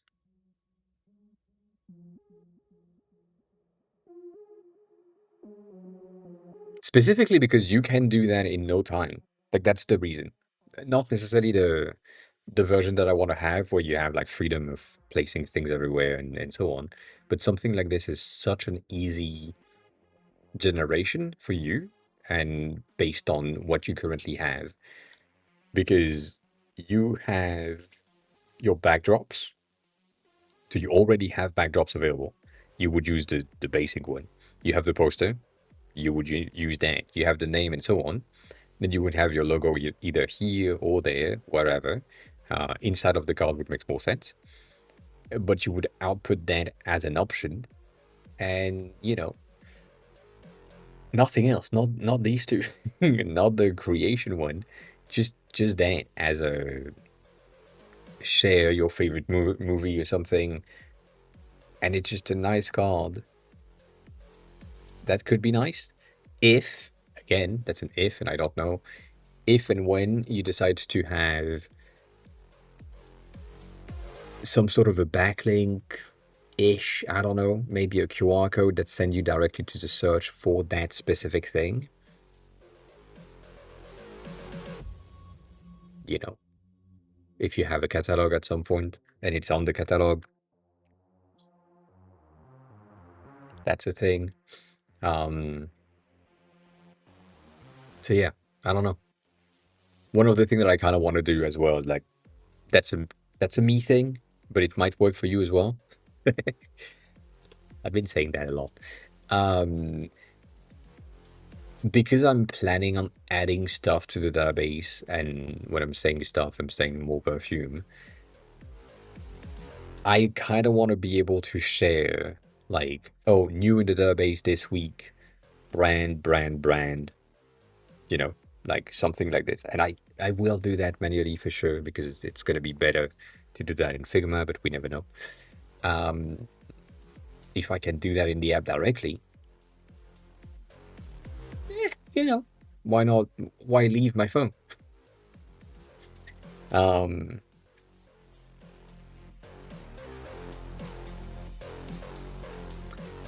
yeah, I mean, not really. That's the thing. Like, if you, based on what we said before, as in No Mercy is a search for where to watch things,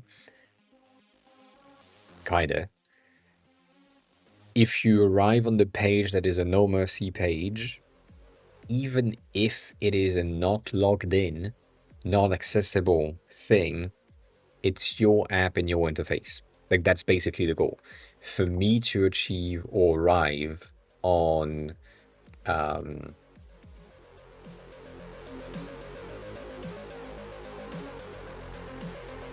I don't think that works. I don't think that works.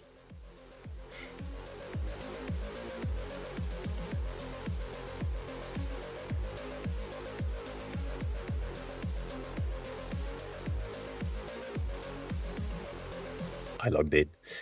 And apparently I have a lot of notifications. Cool. Good. I know why that happens, but it's fine. But I would love to arrive on something like directly there, for example, and that's what I see. Um, so that's crazy. Why did I click on this? I don't know. But goddamn, why do you have this?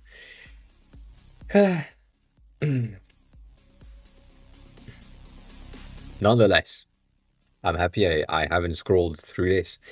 But if I reach that page through a tab or through a link or through something, and even if I'm logged out and I get access to this, um, that's neat because from here I might be able to go back or I might be able to go to the logo and then that will give me the idea of what is, what isn't, what is available, what can I do, what can't I do some search and so on. Um, so it could be interesting. I don't think it should be logged in only. I think it should be the search results. So you would end up with uh, as if it was a search result. So if I go on,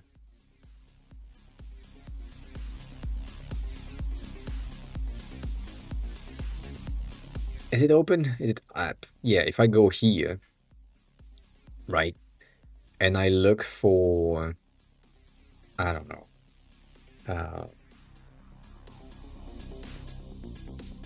they, right? I can go into their account. I can check things,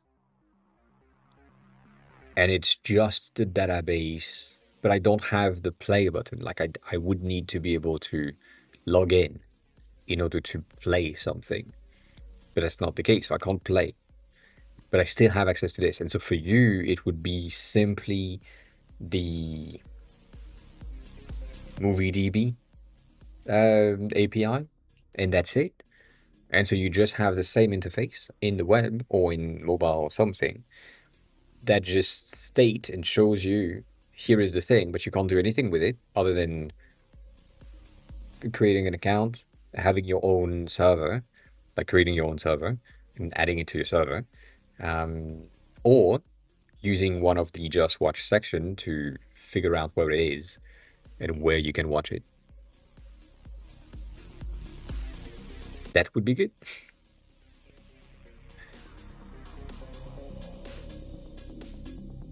Like it's the same thing as in my head. It's the same thing as Amazon Prime, where basically they tell you, "Oh, we have it, but it's like full rent for 2.99, and you can watch the movie if you wanted to, or you can buy it and you buy like the digital version right away, and then they remove it from the server, and you don't have it anymore. You know that type of thing. But you know, it's up to you. It's up to you.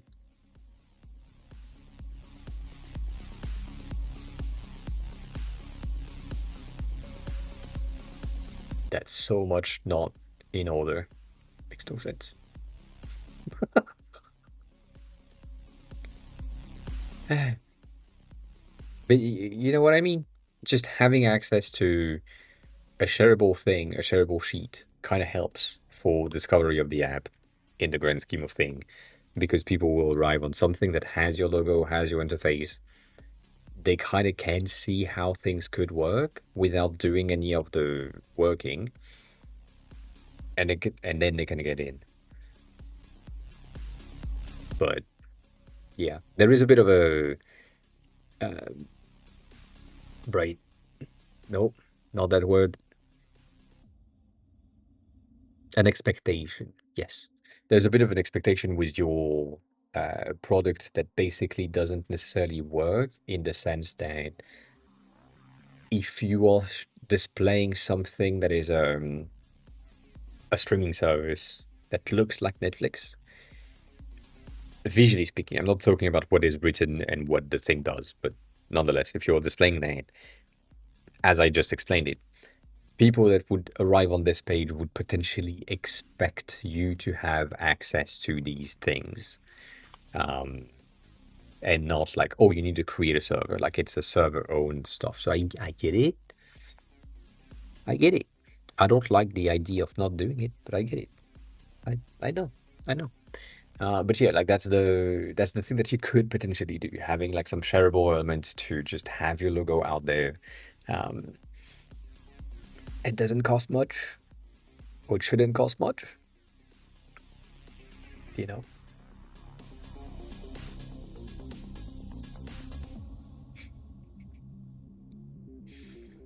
But you know, that's the thing that I worked on today and yesterday. The thing that I need to work on, though, however, is this, which is kind of similar. It's the same idea. Not really. What do you mean change it? Change what? You're not changing anything. You're just reusing the page. Like it's basically just reusing the search page and the detail page that you already have on the web, and and plug that to the movie DB data entry.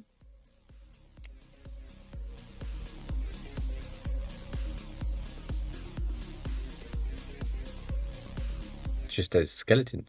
That's the, at least from my point of view, that's all. That's all you need. You don't need more than that. You know, that looks like shit. How do I do that? I guess.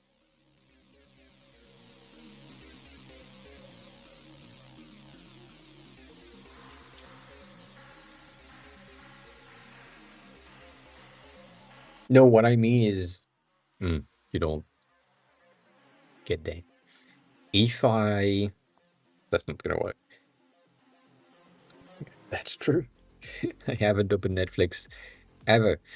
Um, if I were to show that on the landing page, you know, like that's it. That basically all I need. I'm saying, you arrive on the landing page, nothing else, just the landing page with some details about the thing that the person has clicked on, the link that they have clicked on, right? And that's it. And then they just see that, and then they can close it and see some of the benefits and so on and whatever, you know, maybe.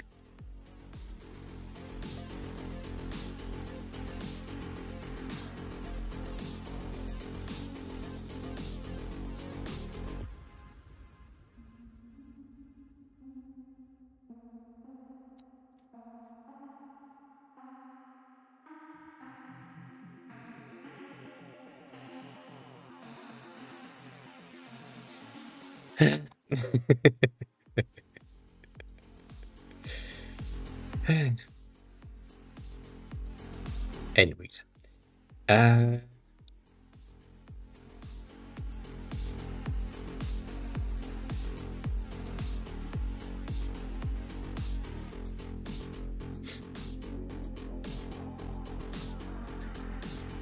can I do that?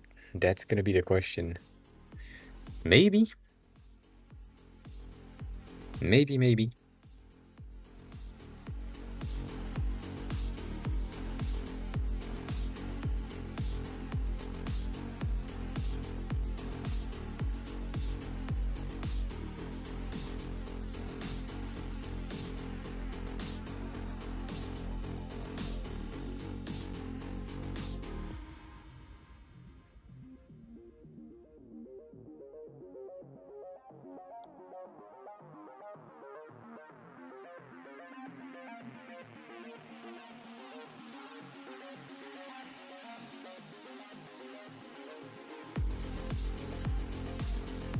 I know you probably can't see shit, and it's also a lot of bending right now, but it might be interesting.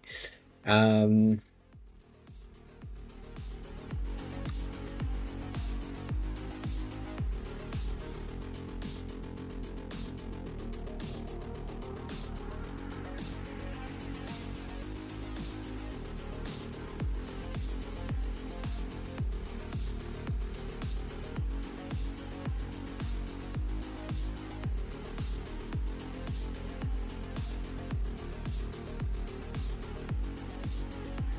huh.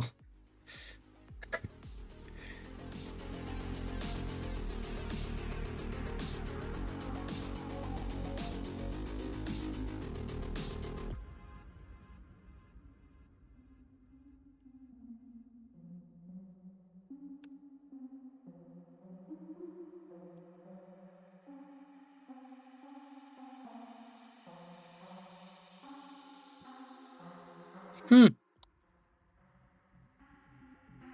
It kind of works. If it was like a divoted, indented, carved in a piece of something situation, it could kind of work. It has again, it has a lot of bending, and that's just like how Figma works, and I can't really do anything about it. But that's an interesting concept, nonetheless. Nonetheless,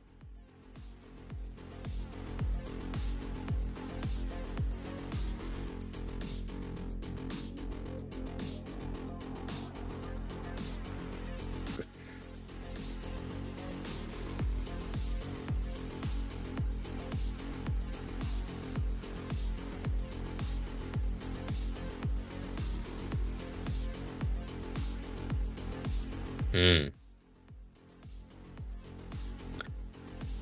There is like a font that does this, but they are doing them on the axis of the letter, so you end up with like a lifted thing. We liked this last.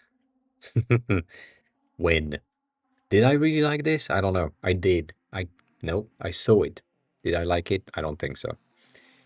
Um, I think it was around here, but we never know yet. I didn't like this one. God damn it. Basically, it's a font that is made of cubes, and each of the cubes at the top has the letter that has been shifted. So this is just basically using Blender for each of the letter. They positioned it in the center and then offsetted it as a specific modifier, and I forgot the one.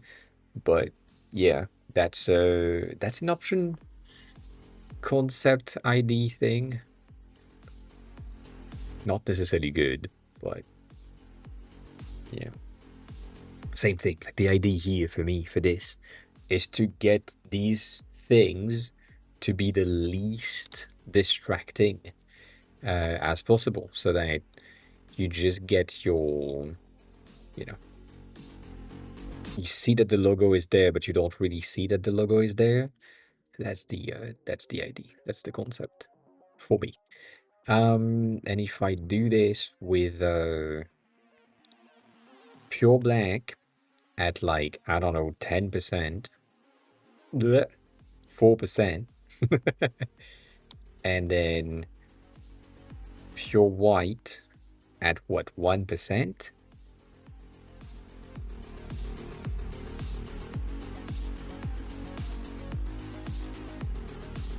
That could work. Let's see.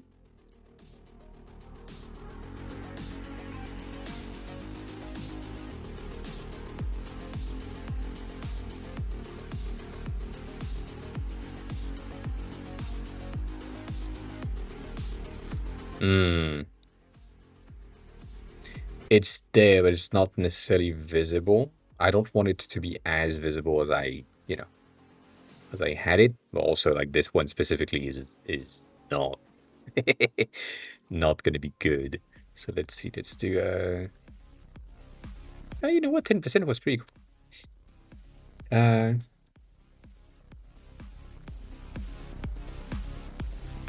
yeah, 10%, 4% is a pretty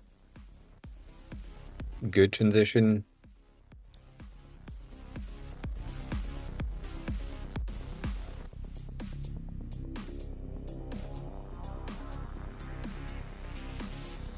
This is not what it would be, looking like, but that mm, mm. As a watermark, it's a pretty simple thing to have. Potentially just make that. I don't know.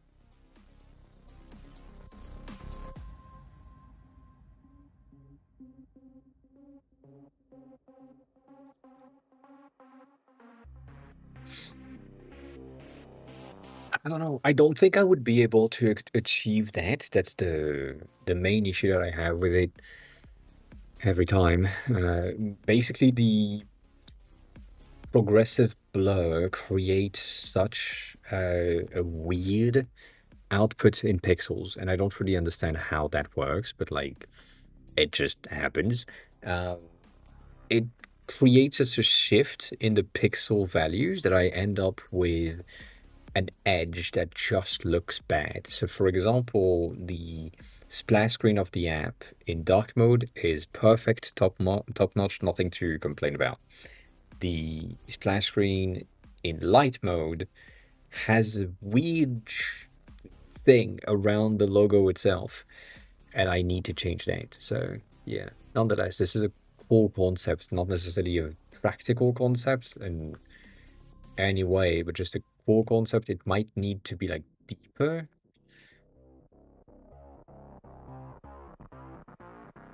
but like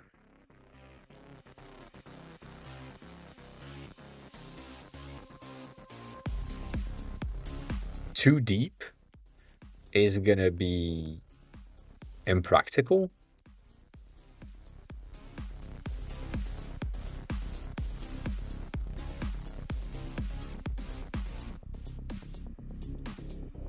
And then the entire thing also. Like that doesn't make sense. This thing right here, the fact that this has still uh, the value that it's not supposed to be.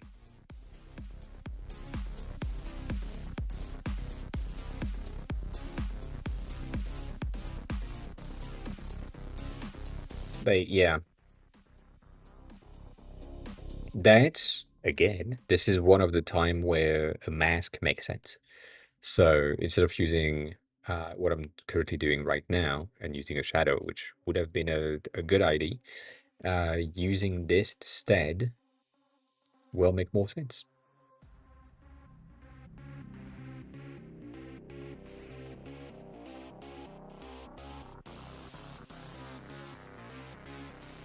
You know, just that.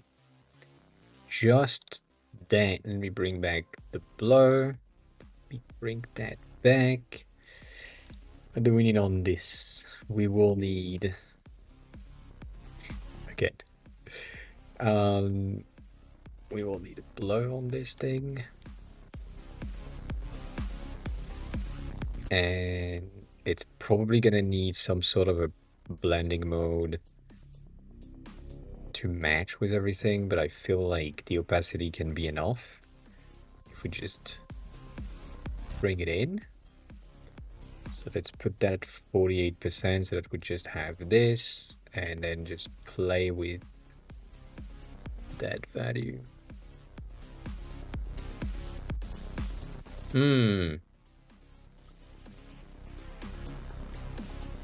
Yeah, it's worse.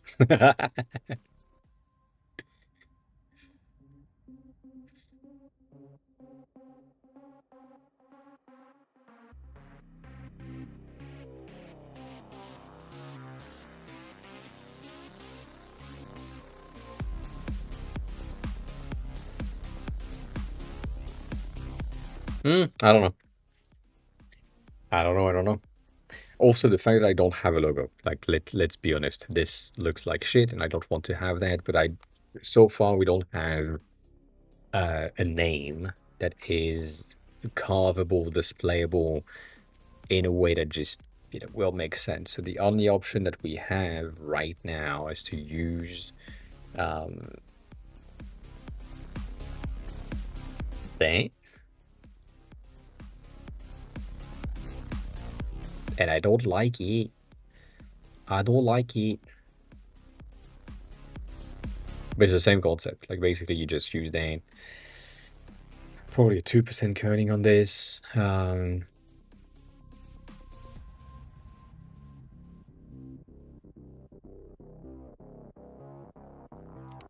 all. No, that's not what we need. That is not what we need. But it is the same concept nonetheless.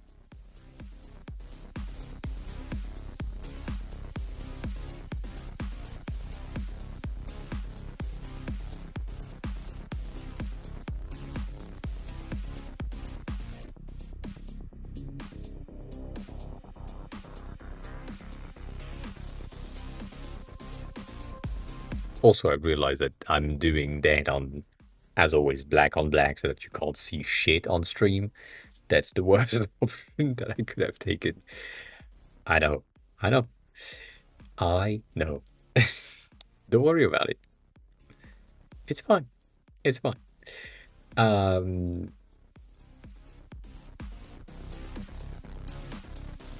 yeah.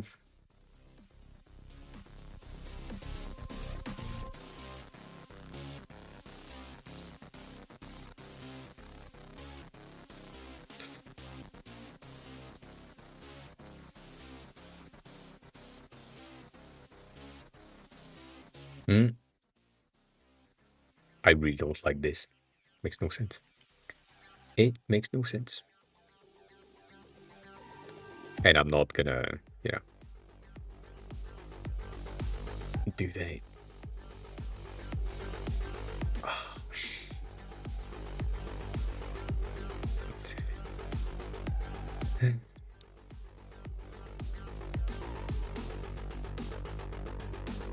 That's just wrong. It's just wrong.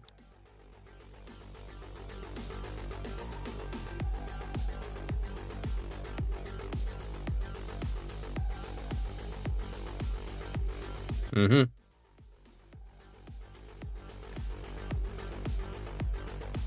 Yeah, it's not gonna work.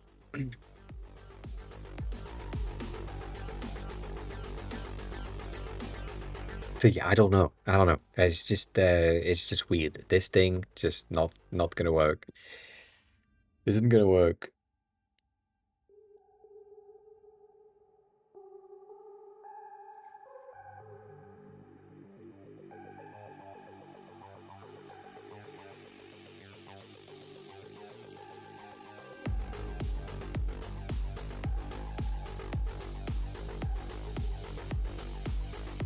Yeah, that's really bad.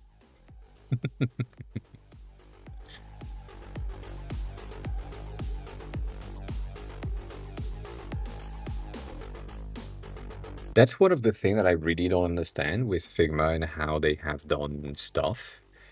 When you go from dark to light, there is an in between that is gray, that is darker than your dark if it has opacity shift. That makes no sense. Like my midpoint right here should be a nice transition, not like an opacity transition, which, you know, it happens. I mean, that's the current state of things, but nonetheless, that's wild. That is wild.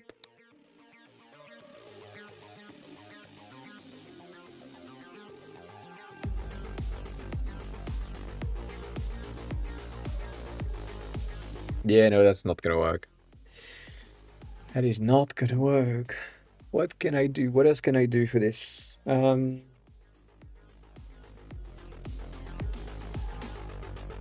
don't want to just use the shape. That's also a thing that I thought about. I don't want to be just that and not have the effect, like the spray effect. This is the, you know, um, they are getting away. I don't know. Is that the problem? Hmm?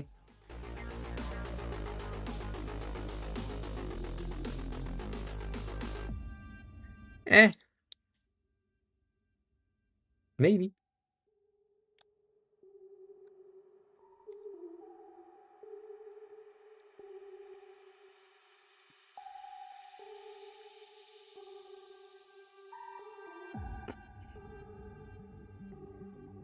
Like this looks like shit. Oh, I'm so sad about this. Like the effect on the P is really good when it's just the effect, but like this, that's no good. It's a nice cutout though, but that's much better as a re recognizable thing. Um,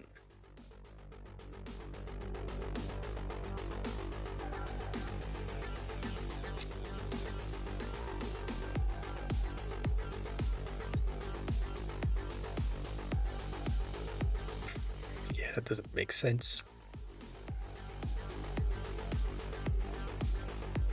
See that edge? That teeny tiny edge that is grayer than the rest? That doesn't work there. That's the issue.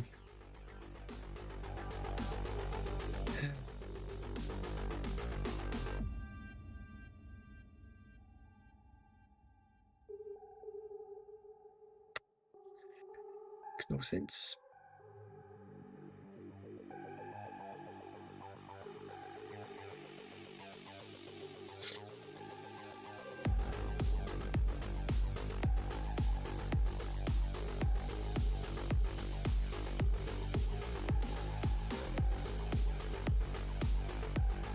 I'm cheating. Um, yeah, it doesn't work to me.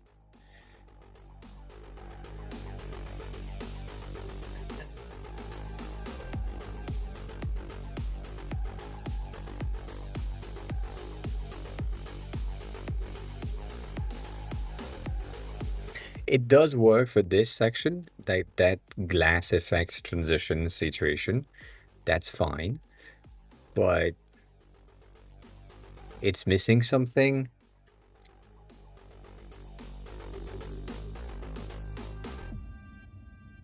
I think I'm missing like a full brand name thing. That's the that's the content. And because we don't use a font in the app that is not the default font, it's kind of hard to get like a secondary font for just the name. So I'm probably not gonna do that.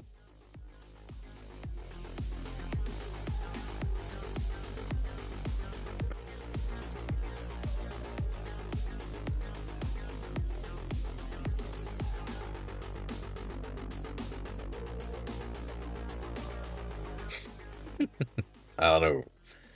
I don't know how that got there, but that got there at some point. Um,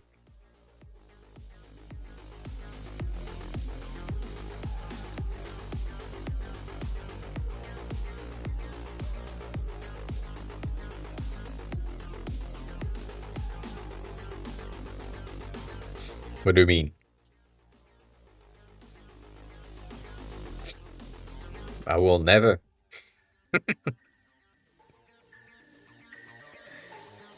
I will never.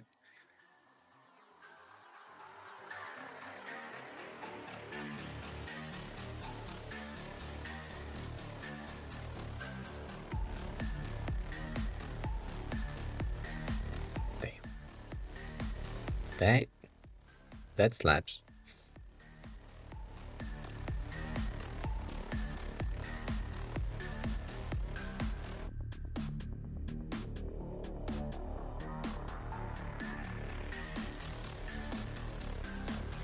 Yes.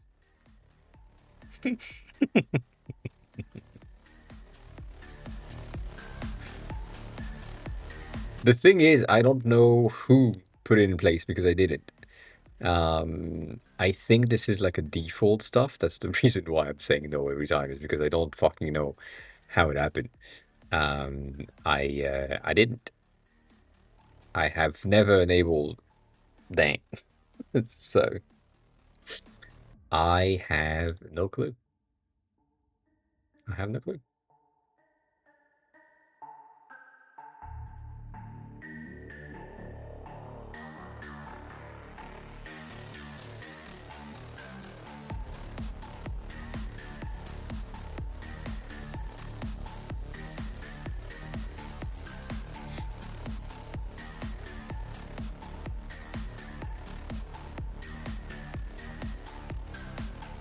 Hmm. Hmm.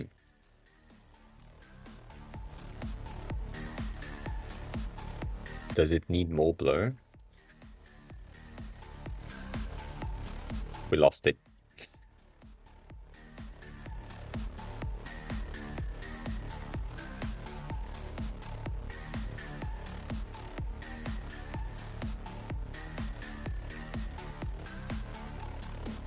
Hmm.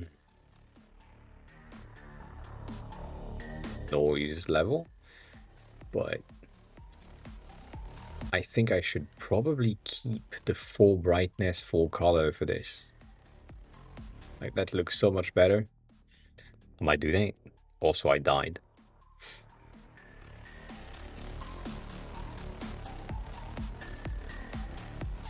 Don't worry about it.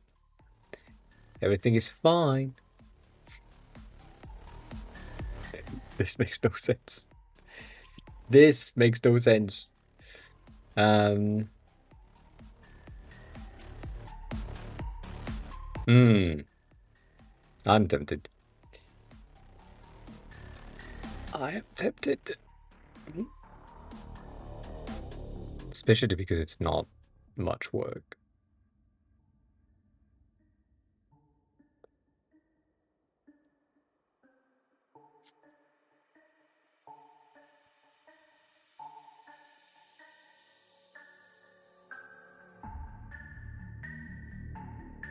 If you didn't know, small tips because I'm there. If you don't know, you can export at a very specific size whenever you want to export something. So you can define that an element is needed to be at 1280, 1080, 1024 in this case. And you just do that by defining 1024W for width, and it will just export that thing at exactly 12, 1024 in its width. So because it's a perfect square, it's going to be 1024 by 1024, 1024. And that's going to be fine. But if you needed something that is a bit more specific, specifically when we're doing this is for app icon and so on, when we know that we need like a 520, we need an icon for emotes, for example, at 28 by 28, 16 by 16, and so on. You can 100% do that right here by resetting your exports, and then it will just export everything at once with no issues. And when you have that and you have multiple, you will have the ability to define, oh, this thing has a suffix. So at the end of the thing, you can define the size. So you can just say that this is going to be the 520 and so on. So, you know, it's neat.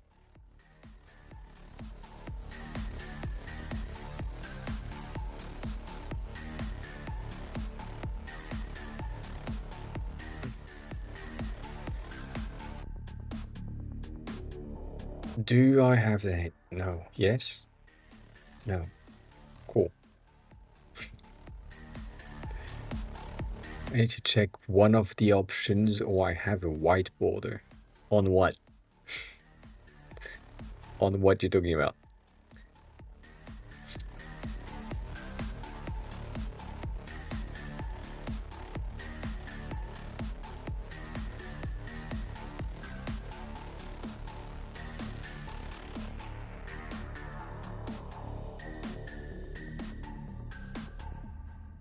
Huh? Sorry.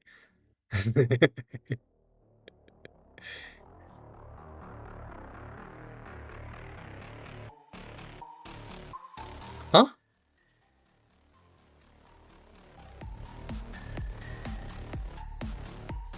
What the fuck is this thing? That's crazy. Sorry, that's the update. I'm I don't know what's happening. Um it happens. It's fine.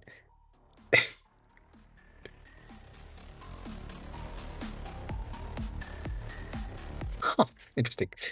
Denny, hi. Welcome on in. Good time zone. I don't know where you are right now. How's everything? Your exportable image have a white border around them?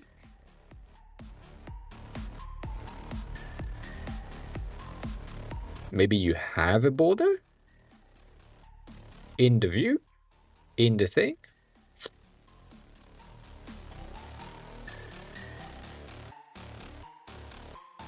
That's wild. It's such a wild thing to see.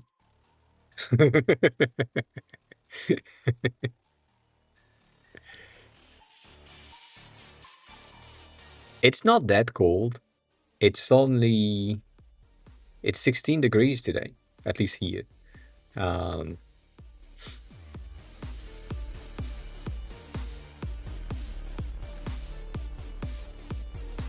so yeah.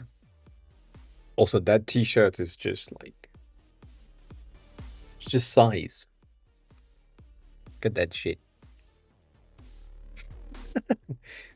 Boxier stuff, bitch.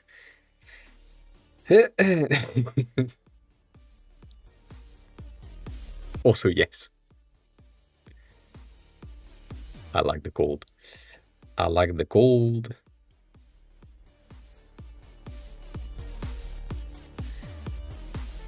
Yeah. I don't know.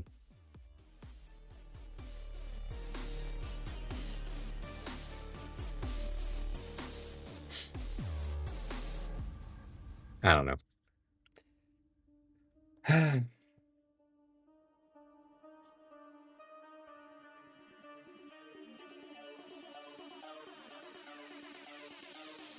That's not something that I need to showcase here. Mizzy, hi, welcome in. Welcome back. I'm doing okay. I'm kind of tired, as always, and I'm looking at potentials for effects. Um, I'm currently building a specific section of the app to have an export section, right? Basically, you have your perfume, you have your thing, but you want to share your perfume on social media. So you go into the share section, and from there, you have the ability to just check some of the layouts that I have defined and so on.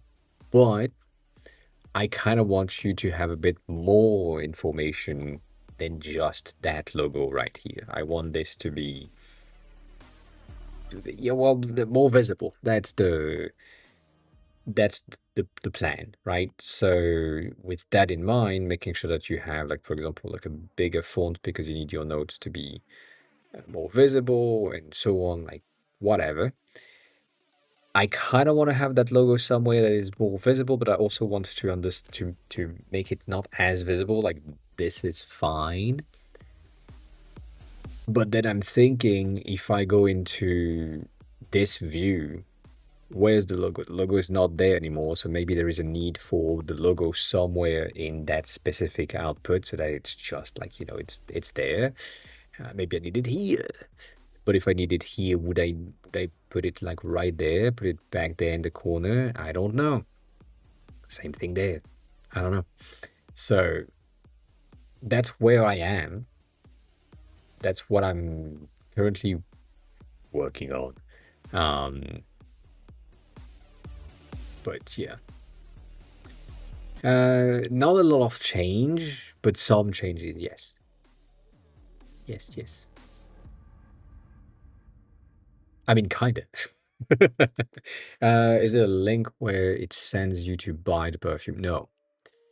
No, no, no. There is no buy perfume link anywhere. That's not the goal of the app. The goal of the app is simply to have like a place where you can store your thoughts. That's the simplistic idea. It's just like, oh yeah, I want to have my thoughts right there, and they're gonna be stored there, and then I have some information about the ratings and so on. Because technically speaking, like on paper, for now, it's a place where you like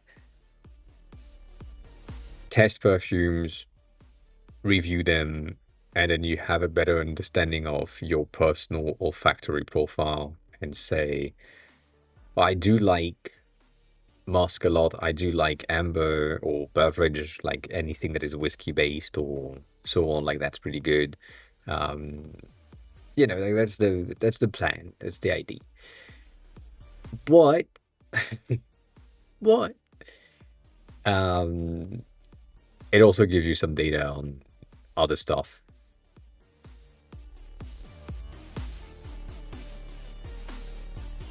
Like all of that, like, am I someone that has perfumes from 2020, which is the case for me? Like most of my perfumes are currently set in 2010 and 2020, 2010, 2020, roughly. So I have like a ton of them in there, but I have some of them, 5 of them in total, before that from 2000 and 1978.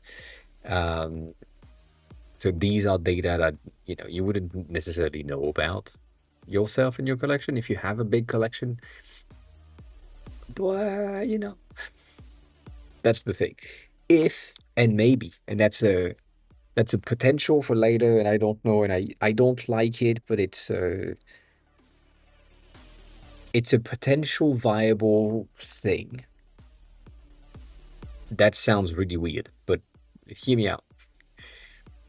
The only way that I can potentially make money on top of this app, even though it's a one-time payment, is by having affiliate links for people that would want to buy perfumes. And then they just use my links or my codes or something, and I'm getting a cut off of that. That's the thing. So there could be a link, but I kind of want to have that link only in specific cases and I would rather have discount codes than links.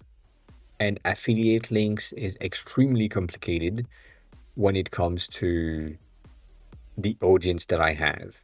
As in, right this instant, we have uh, people from the US, people in Japan, people in France, um, people in like other places, meaning that the link for the affiliate link would send you to, I don't know, Sephora, for example. And maybe in your country, that Sephora doesn't have that perfume in question. So my link doesn't really work and it's a waste of time. And that's the issue that I have. If it was like if I had an option to get global affiliate links with certainty that the perfume was available, maybe. But that's such not an option that the only way that I have that is saying this is Diptyque, like that's the brand, and I have an affiliate link for them directly. Like that's the in collaboration with that brand specifically, I'm getting a link for you. And if you click on that link, maybe you get like a 5% discount or something. I don't know. Um, but yeah, I don't want to have what I just said as a front and center situation. Like, I don't want this to be the same way that I have. I mean, fuck me. The same way that I have uh, the buy now, the app situation, right? I don't want this. And that would be the case. I would have like a card saying, oh, get like 5% discount and X store by doing there. So I don't. I just have two. I mean, no, I don't just have two. I just have one with two color schemes. I have uh, the regular buttons, these ones, and that one is the action button, the most CTA, most prominent CTA. And the other one is just like if you are wearing something, you don't get that. But yeah, that's it. That's it. Anything that is there, that doesn't exist. The dev tools are for me, so that I don't care how it looks. Um, I don't care. These ones though, this one is not necessarily something that I want to have, and it's because it's the premium stuff, and I don't like it. I don't like it. Like this is better for me, so I'm probably gonna do that at some point. Um, but yeah,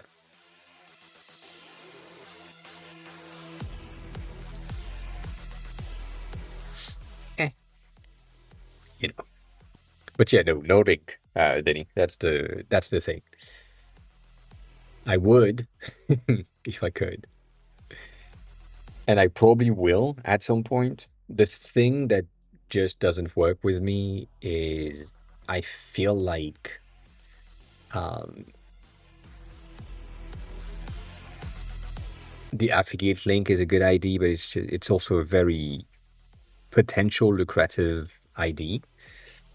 But yeah, hmm,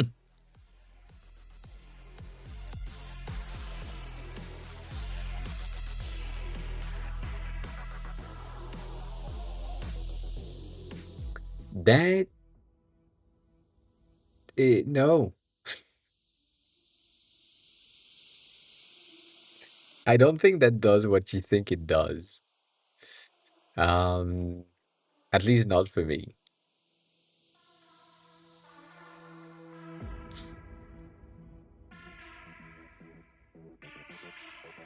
Maybe that's a Windows thing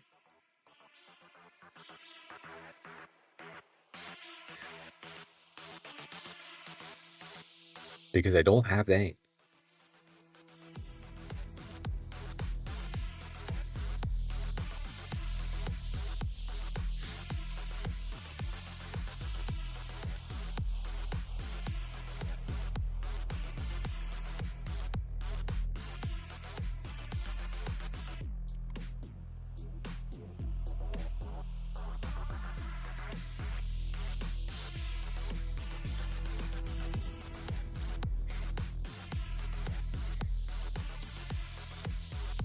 also 496. God damn.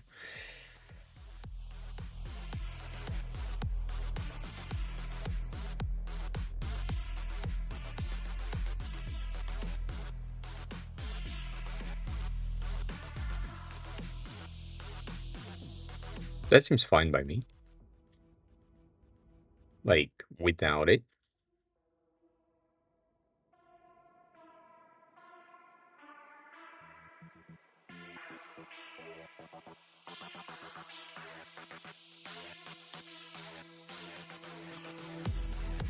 Interesting color scheme. Right there. Wasn't expecting that to happen. Yeah, I don't know.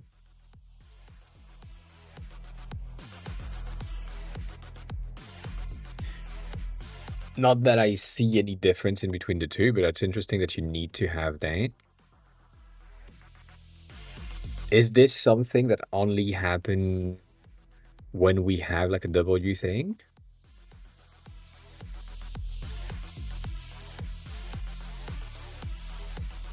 To be honest, I have never touched any of these. Not gonna lie, I don't care. Like it never. I have never needed to tweak any of them, so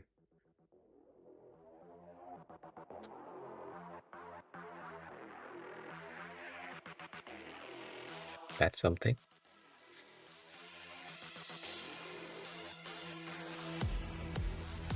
Hmm. Hmm.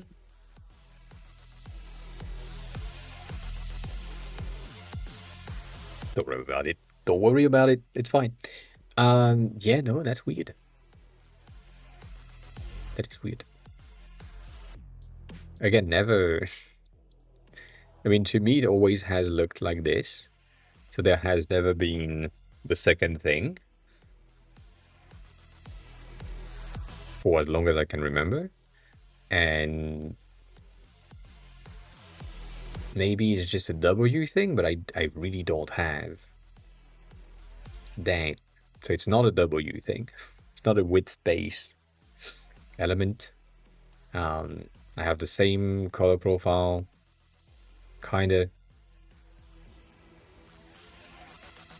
Yeah.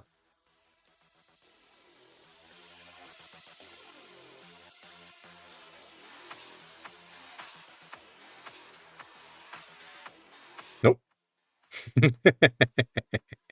Frame hairstyling right here. Um,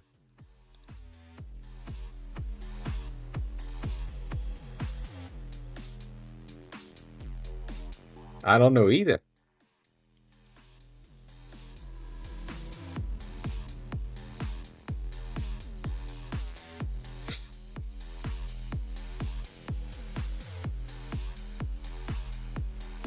It's weird. Yeah, no, I know, but this is, I mean, that's the thing. It's just in my eyes, in the thing that I'm seeing on the daily, that doesn't exist. So that's why I'm confused. Because, I, yeah, confused.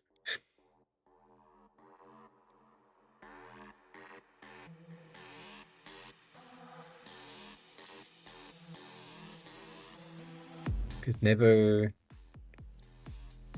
existed before. What's the difference here? You have two values in the fill, and then you have a drop shadow, which makes no sense, but you have a drop.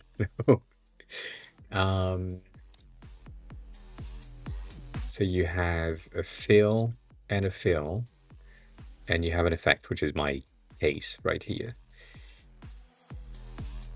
And I still don't have anything here. Let's just add a drop shadow.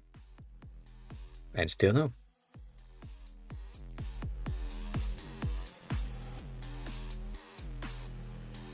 I don't know. It's really wild.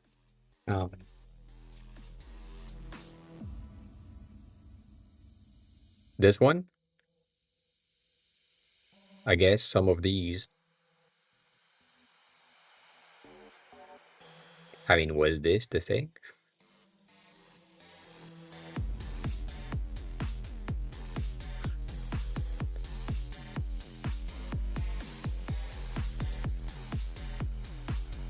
Oh.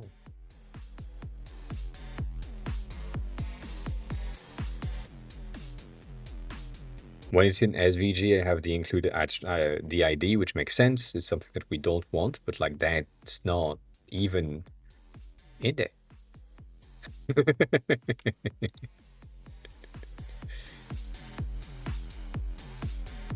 Yeah, that's wild. I'm, I don't know. Again, that might be a Windows thing, but that's weird. Um, I, I don't, I don't know. I don't know what happened. I don't know why specifically the bounding box are here on these things. Like,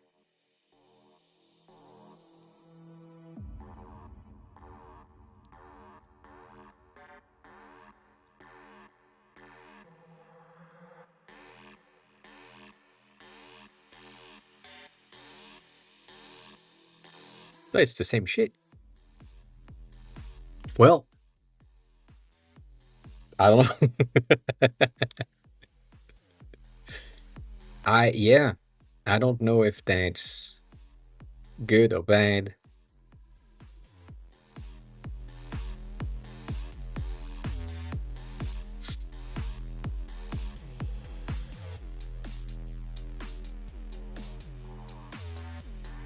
Eh, eh. I mean, that, yeah. I am unsure now.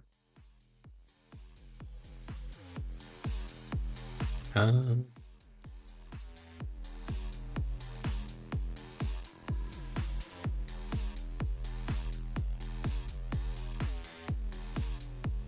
uh, sorry.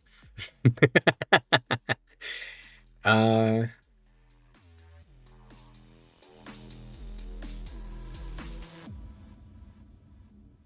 where?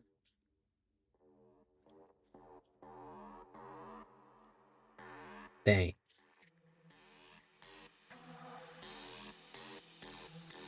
It's available for text layers only. What enable Figma determines the size of the export by the text layer bounding box. The bounding box is larger than the text. Figma will include the empty space in the export. If it's smaller, Figma will trim and discard the proportion of the text that fall outside of the bounding box.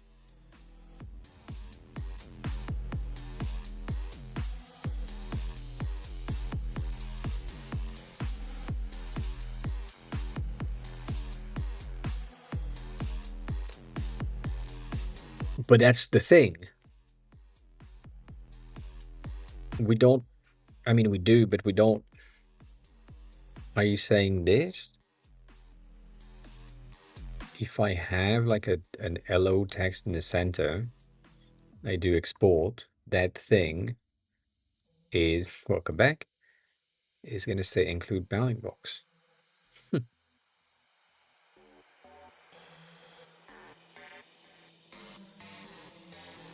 Yeah, that makes no sense. I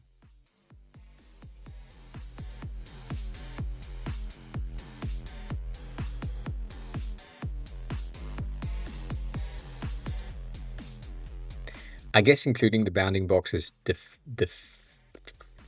displaying the bounding box ish. So if I do that and then I get this as a background,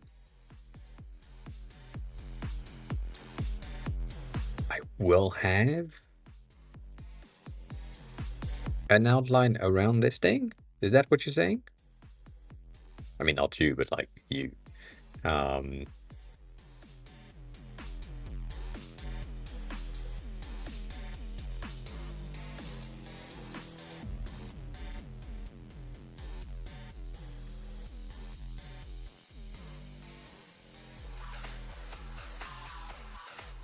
I'm gonna delete that. Congrats.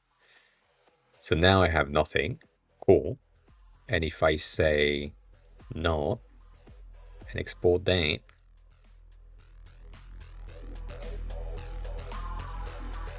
yeah, it doesn't change shit.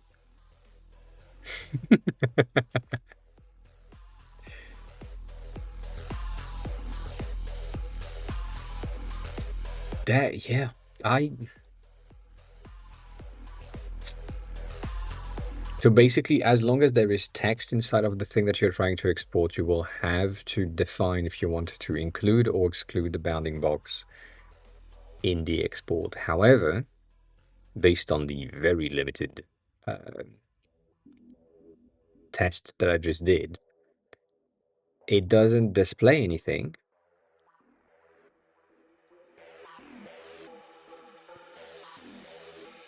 So that makes no sense. And I feel like it's only if the text doesn't go further out. So if, for example, there was like a secondary thing that was like right here, and you said that you wanted this to be with the bounding box in the export or outside, like include the bounding box, you might export with more pixels. But then technically speaking, when you're looking at the preview that we have right here, it's not gonna preview anything. So that's wild. I don't know.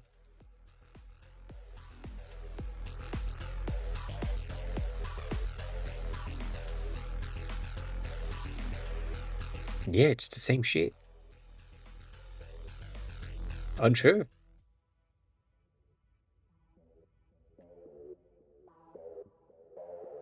Unsure. I don't know.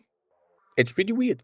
I mean, it's the first time that I encounter this, and it's the first time I'm encountering someone that tells me that you had white outline on things. So that's why I'm kind of confused. Um, Not saying that it's not something that happens, but it's confusing, nonetheless.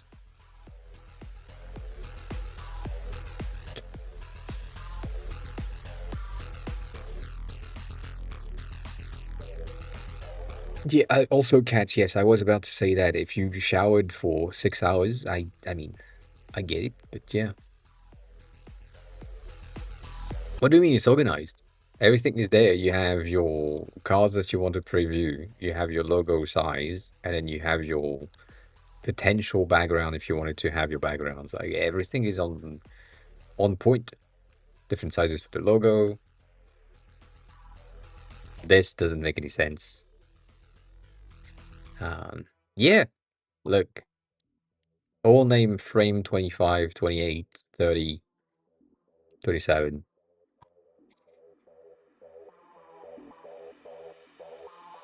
All named.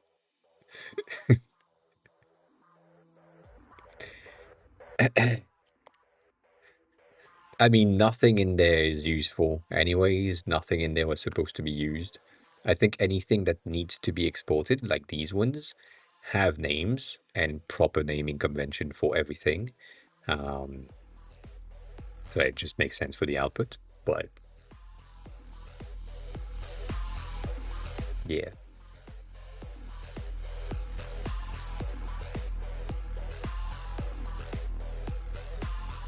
anything that is not necessarily like each of these, which were tests.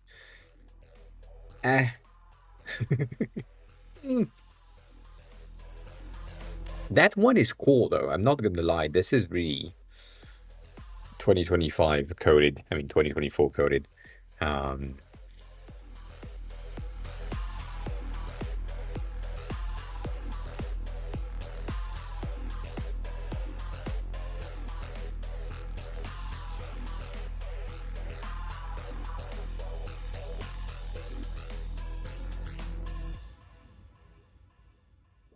oh yeah, I remember that.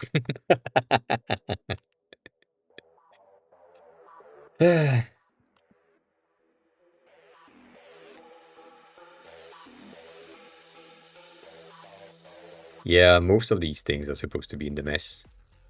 That's for sure. Um,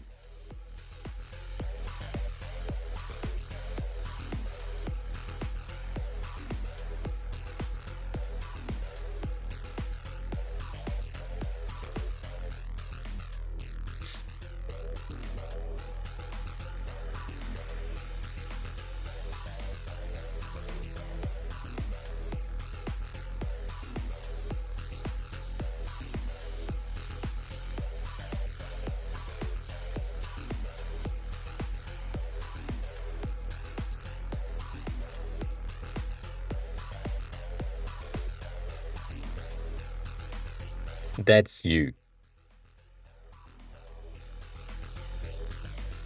I'm sorry.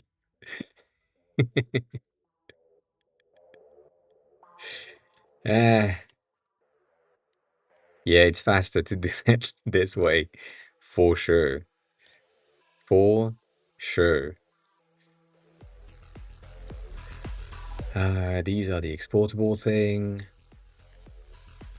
I mean, these are the bases, so I can reuse that here for sure. Kinda.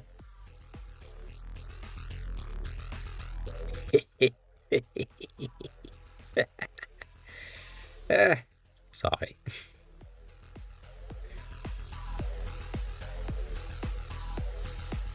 These are my ghosts. I can put that on the side. About here. These are attempts, basically. Don't really, don't really work, but yeah. Um,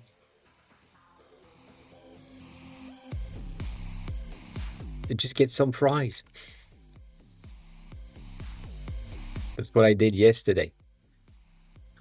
Just went to the regular shop and say, well, give me 2 fries and 1 burger, and it's gonna be fine. It's gonna be okay. It was okay.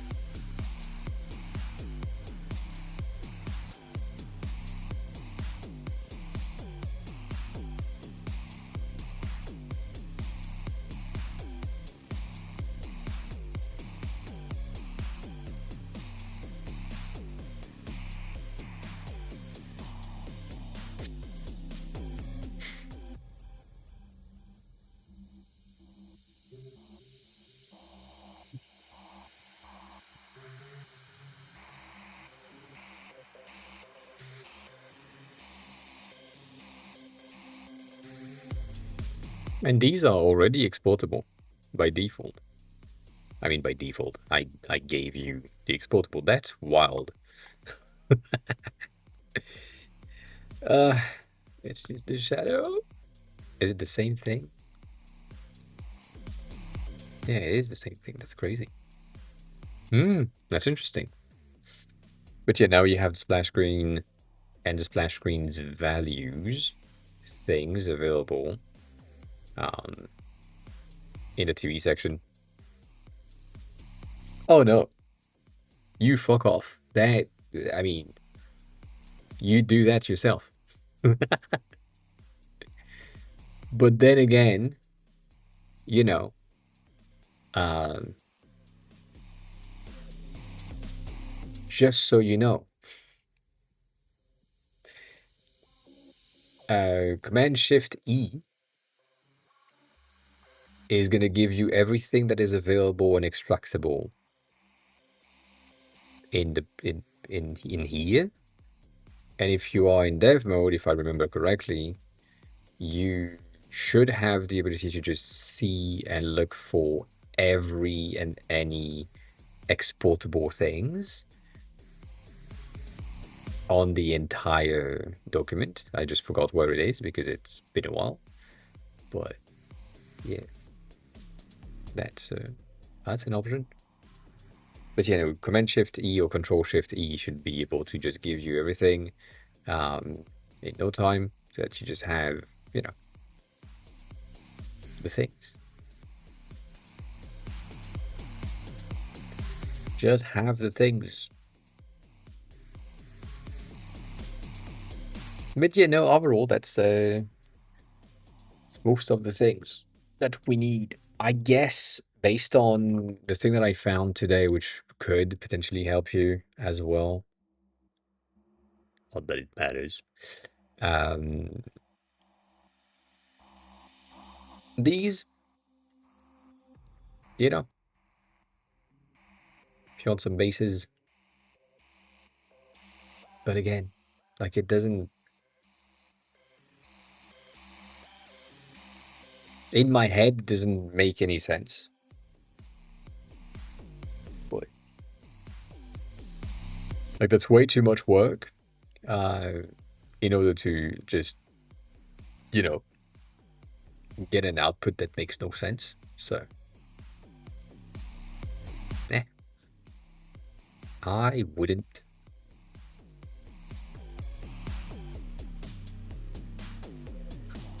Nonetheless, you need like the product being kind of finished, kind of done, in order to have the thing outputted properly and to give you the right content. But yeah, I think for you, I would go for the multicolor one, just because you have multiple themes. Uh, but again, app screens that I shared last time would save you so much,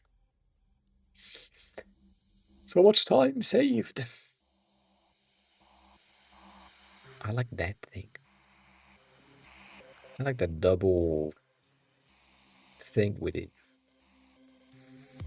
to get the thickness. Interesting concepts. Yeah, no, it doesn't have anything basically. Um,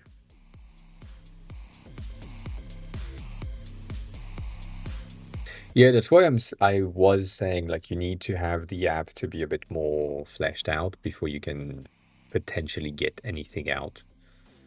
Otherwise, um, it's not working. It's not working. This one, it's neat. So, well, Colin, how are you? Who are you? How did you find the stream? Thanks so much for chatting. Appreciate it. It's a neat concept. I don't know. I'm currently debating with the depth. This is shit. Don't worry about it. Don't look at it. But yeah, that was the initial ID. It's a perfume app, so it has the spray concept. That was the initial thing that was kind of shit. And then I expanded to something that is better. And then because I wanted to have the P in there for the letter, it made more sense to have this. This one was a secondary option when you spray from the bottom. I've seen a lot of people do that, even though it makes no sense. But like you spray up, so it does a puff of perfume here, and you can smell the perfume up in the air. So that's another option, but I don't like it as much as this one. As I feel like the P is less represented or less recognizable right there than it is here. So I just kept that. And right now is debating and creating something that is as if you had the letter like here, and it was divoted inside in like chipped out of stone out of the section. So you just had that section, but like right here, it just made like so much blur that it doesn't make any sense anymore. I think I need to be at 32 something to make it make sense for the divot, but I would need to do that in Blender instead of what I've done here. So if I do that, much better. But yeah, um, I kind of do. I've been working as a designer for 20 years, so it's been a while.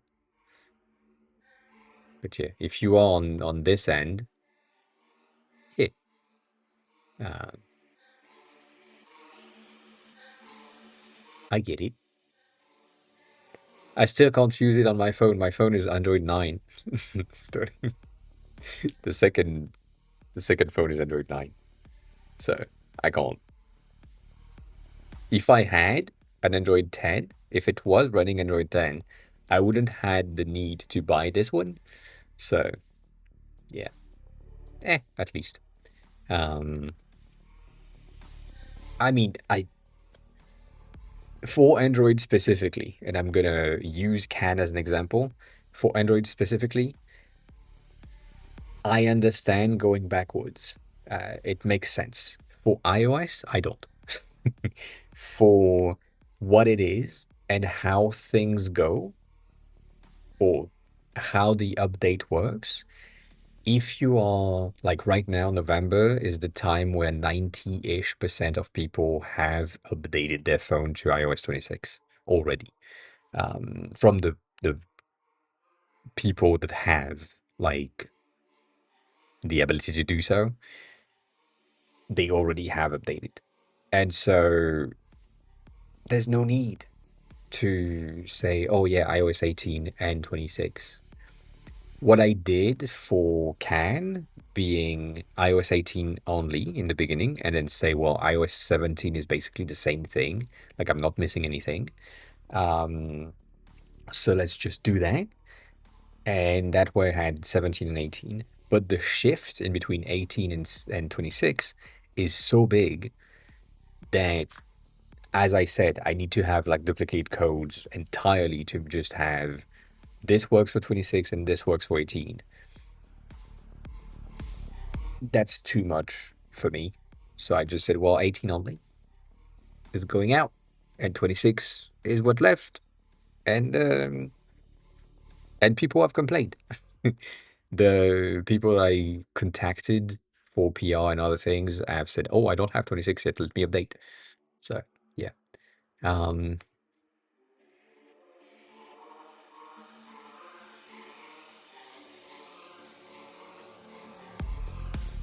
it depends. I wouldn't be able to give you general advice. That's the first thing. Other than make sure that your spacings are right, make sure that your fonts are similar here and there. Like not similar, but like equal, that you have a system that works. Other than that, make sure that the thing that you're building is usable. The best example that I have is if you still have parents, sometimes that doesn't happen, and you're close to them and you can send them something, uh, send it to your mom. Um, let me wait for the ad.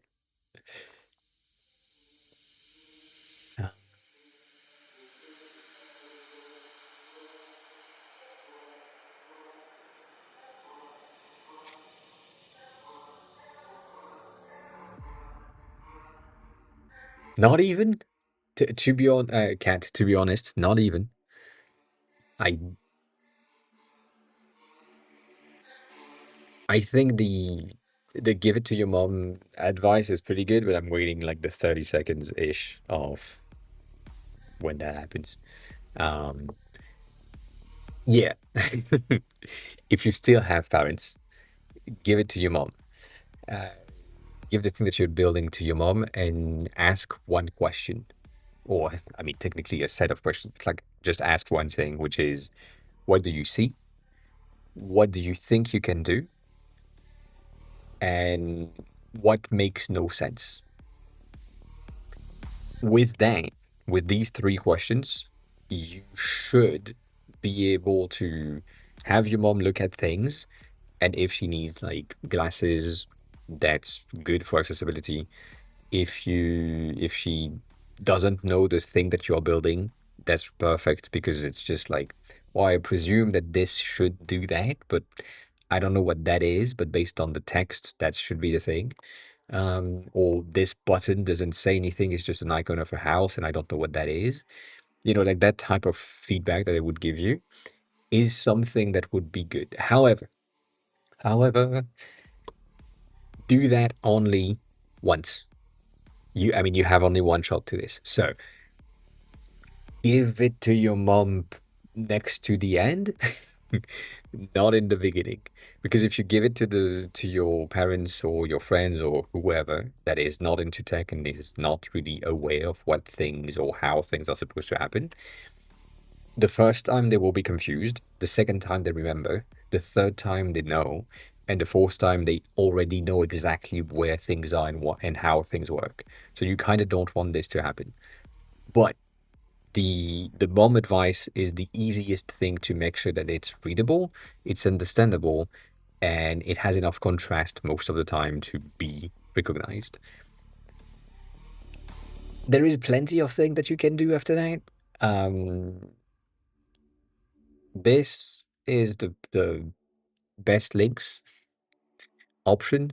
So loads of UX is going to give you all of the information about UX design and how things are built.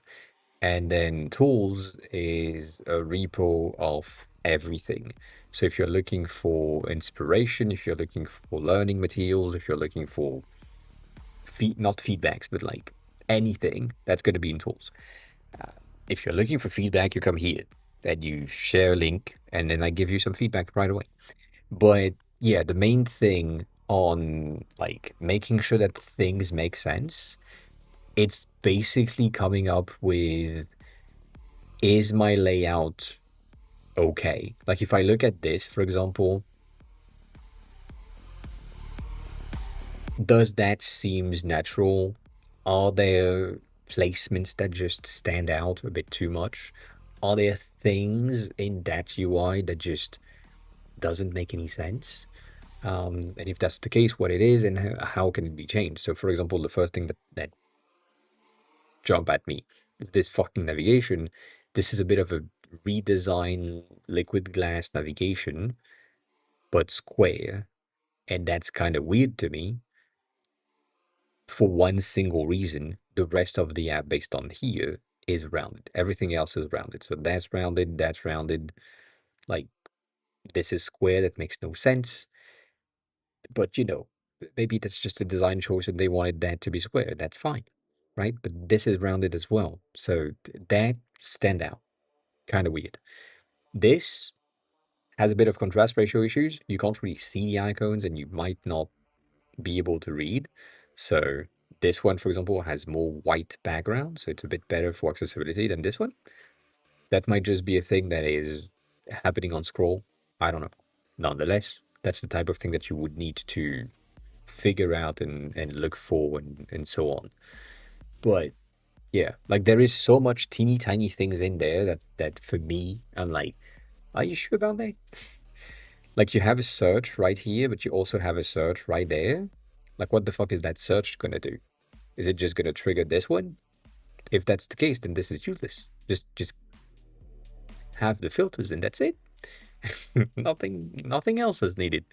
Um, so like that's the type of shit that you have. If you have something, by the way, if you have like a working version or a screenshot of where you are right now, feel free to share a link in chat. It's Friday. Friday's review day. So it's the right day for this.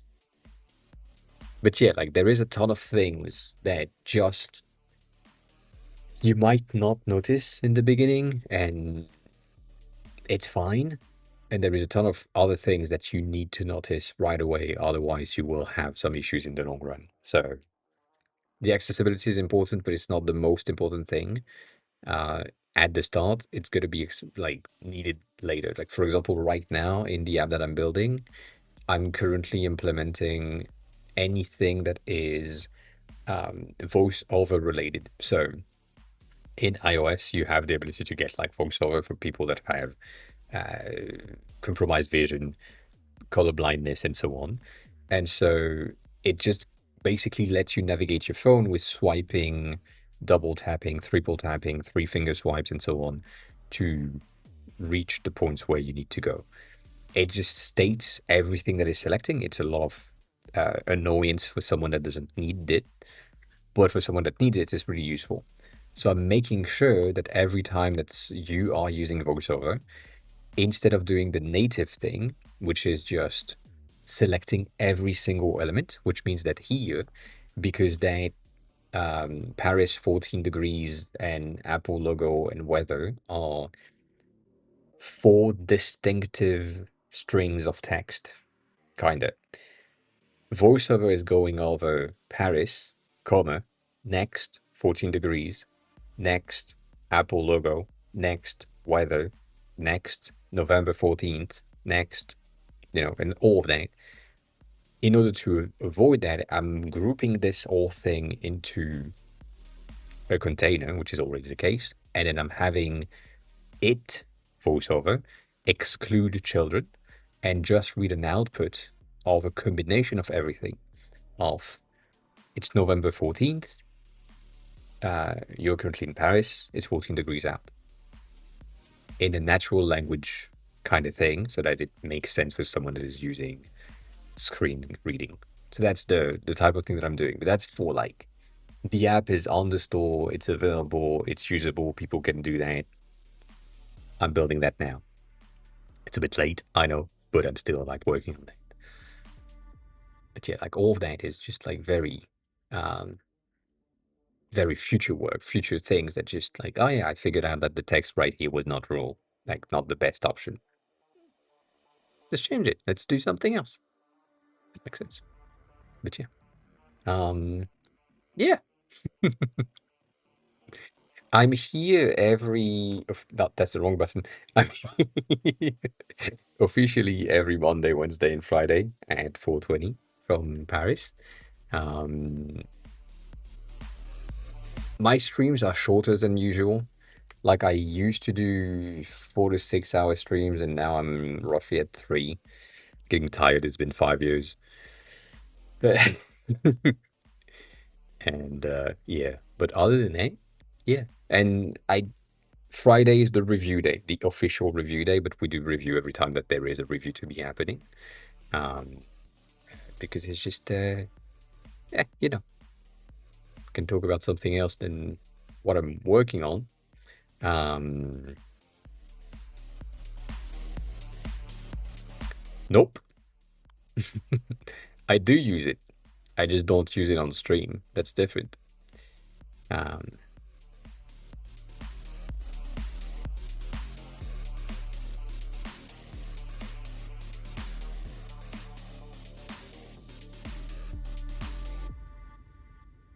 I still do one every time I go pee, usually. But also, I don't think you'd be able to install that in whatever rental you have. I mean, the bolts are the size of my forearm. Not in thickness, but like, uh, mm, you can't put that in a rental. And it's not an option. Not a thing. But you know, other than that, making sure that your hierarchy is good is almost the most important thing. And if you just, I mean,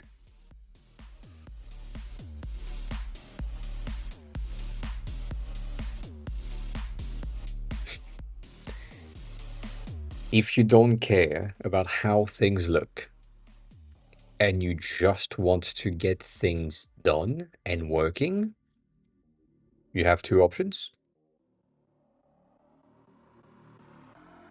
You just Shadcn your components and you should be good. Or you Tailwind CSS your content and you should be good. Like specifically for the front end, these two options are great. Tailwind is going to give you more flexibility to fuck things up. Always good. And Shadcn is going to be giving you components that are basically using Tailwind. But if you are using Tailwind and Tailwind components, you are 90% done in terms of the design being good enough. Like, you don't need much more. No, I'm not gonna lie. Like, most of these things are going to be good. You may need.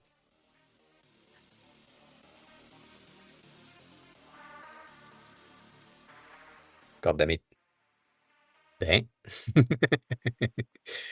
um,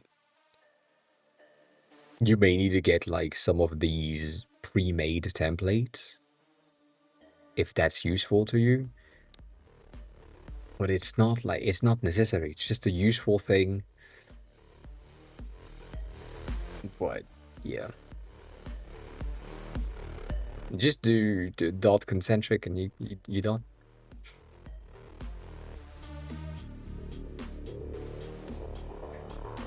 Yeah.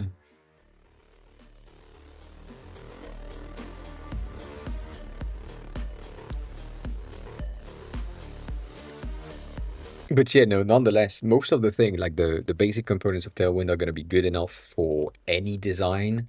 And if you are using AI for the generation of the code, if that's something that you do, I don't know, I am because I don't have any fucking skills in code. So I'm using Cursor for most of the functionality things. For anything that is design related, I can do that on my own, which is fine now. Um, Cursor is really good for Tailwind. They like it. So do that. And then it's a matter of just tweaking things here and there. If we go into some of the examples, um, that is not loading. If I go into, where's Theo? Uh, Theo latest.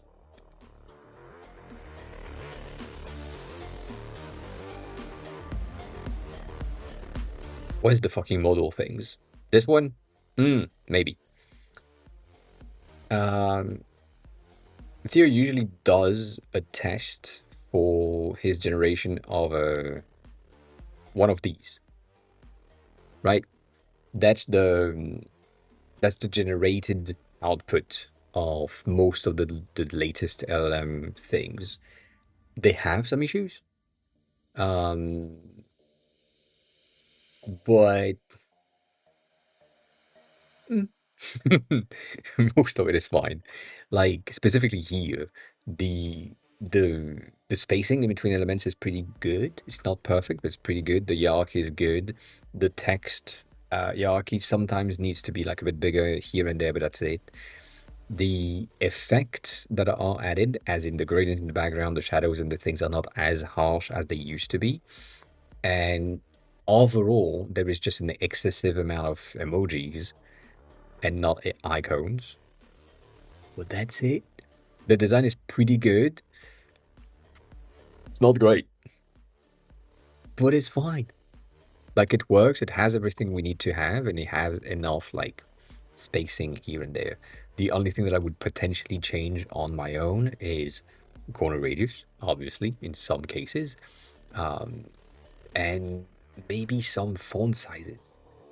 But if you come out with something that looks like this, which is very much Tailwind based, nothing to say as long as it works. You're good. When you say how much, I mean how much money or how much time?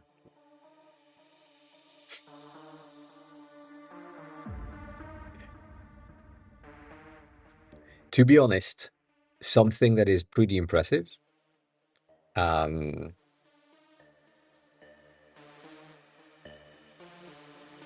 Kinda. That's a new color scheme. Um, that's interesting. I did more on my own. That's crazy though. 20% of my code is AI committed. Hmm. No, it is not. Is me committed. Impressive. Uh,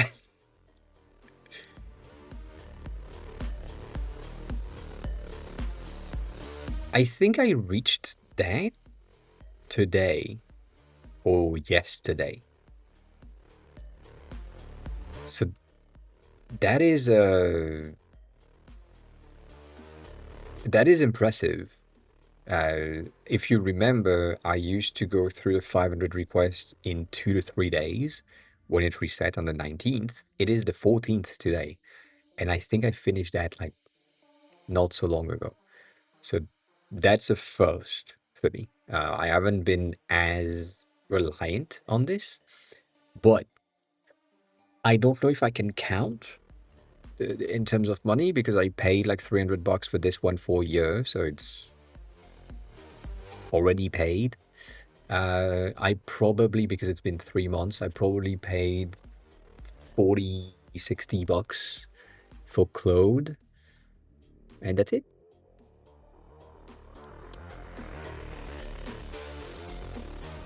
So yeah, $60. I really haven't been as reliant as I was uh, prior on all of the tools. So yeah, mostly Cursor. Like, and again, Claude is just everything. So anytime I have something specific that I need to have, something that is like, you know, um, relying to or related to the AI model of Apple and so on, I'm gonna go through that to make sure that I understand it properly, but I usually don't, so it's fine. Yeah. And again, like I really haven't used it that much for other things. I should, but still not a dev. But yeah, I've been doing things straight away inside of this. Still can't do half of the things, but yeah. This one also is useful, kinda. Um, like it's just eh.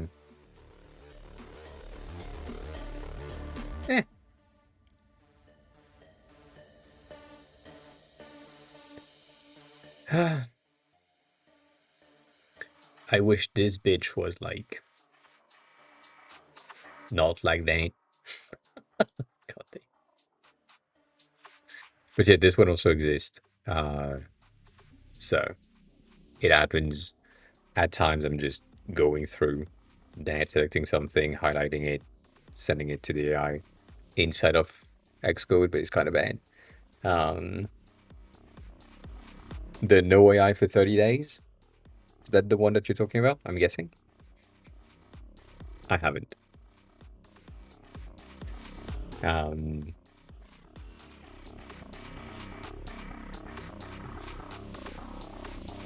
I've seen the thumbnail. That's all I know. That is all I know. But yeah, no, I haven't had the thing, the how does it feel when you did something on your own? It didn't do anything. Again, the thing that I did on my own is this. Just figuring out how the fucking shadow works. And that's fine. But that's not good. As I said, until I can, on my own, create a component that I will reuse somewhere else, I don't think I will be satisfied with any of my capabilities. So, not yet. Not yet. Come on, Xcode, you can do that. Yeah. Yeah, that's the only thing that I did on my own. I mean, this entire page is something that I've done on my own, but like, you know.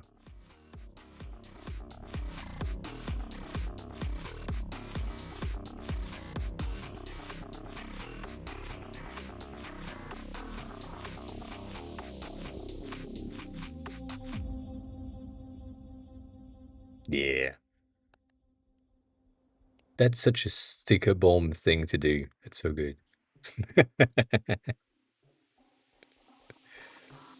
Yeah.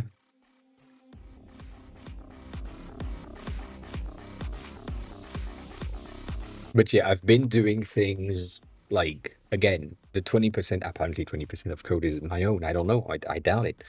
Um, that is potential. I don't know.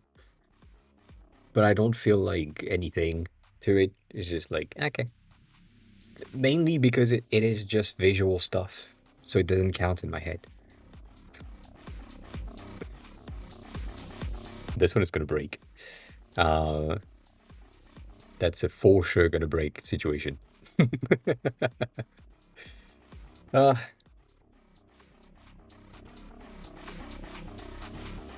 Like basically what I did today for this one is change the blur radius, and in the previous version, the blur was applied directly to the circle themselves. So they are like all individually getting a blur uh, profile to them.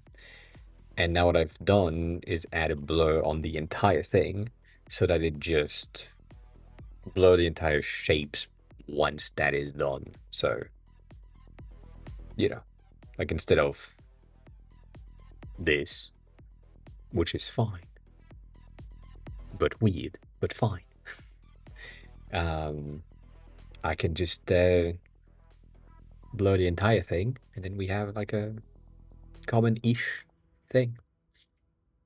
I feel like there is probably uh, an overlay situation that I could have to get like a more potential thing. Um, so something like a for each being one of that could work.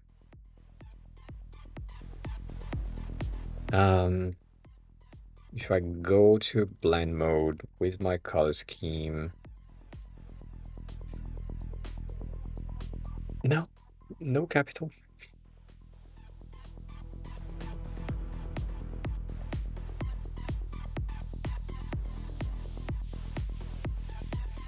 Uh,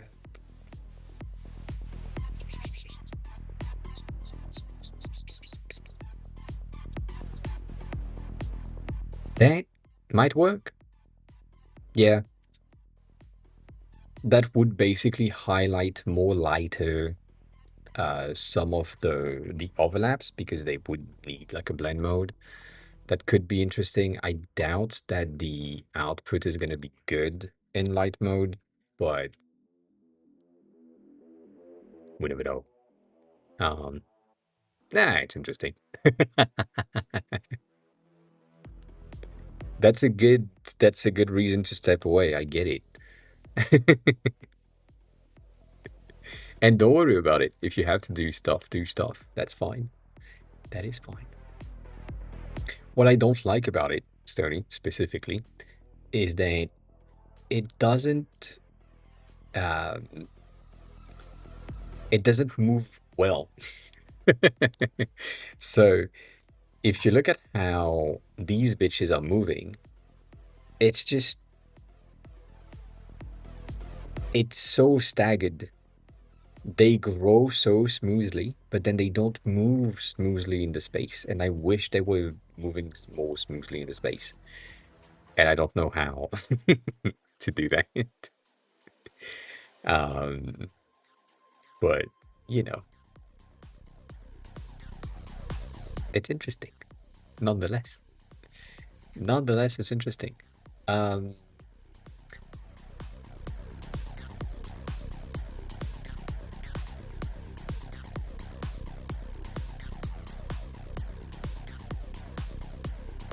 yeah, that's different.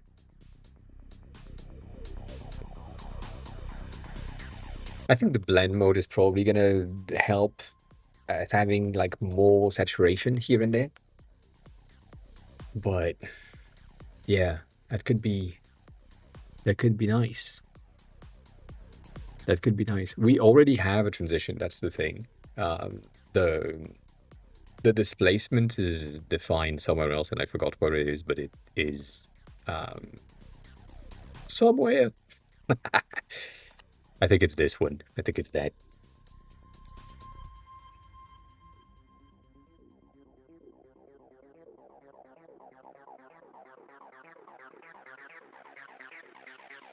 Yeah.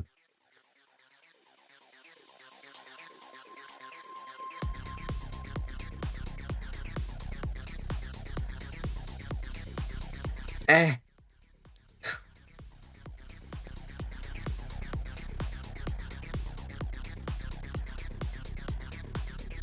the times one makes no sense. We agree. We agree.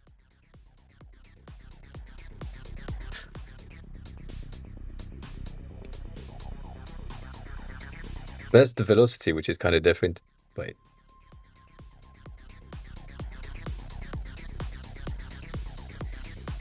technically speaking, again, at the end of the day, I don't really give a shit because it's just the same.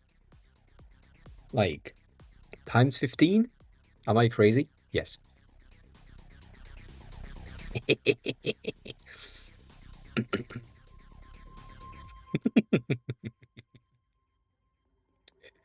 Um, yeah, no, that's the thing. Like it at the end of the day, it's just blurred. It's fully blurred, so it doesn't really change anything or like make any difference. So can I do that? Oh, that's the impulse. Mm, mm.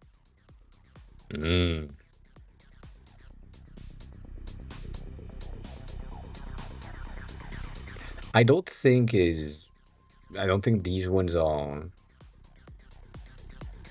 dang.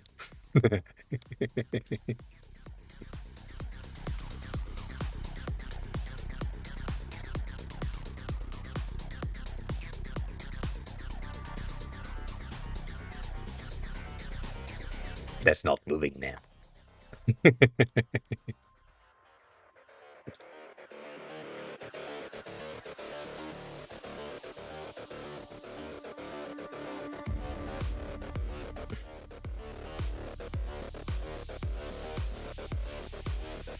Hmm.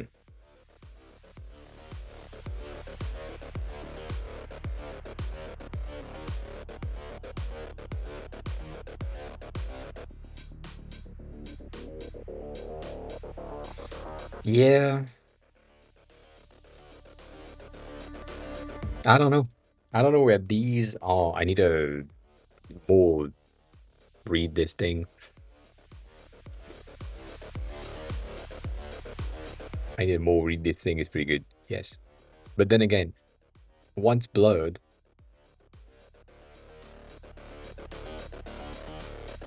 it's not, you know.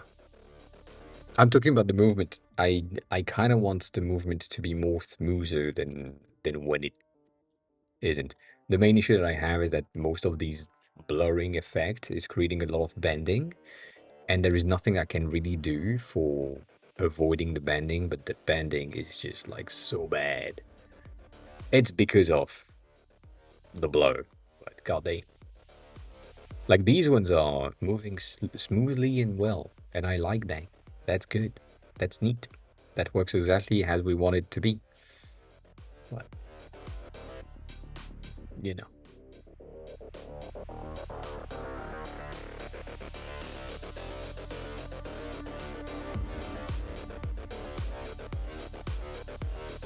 I'll probably need to not have that, to be honest.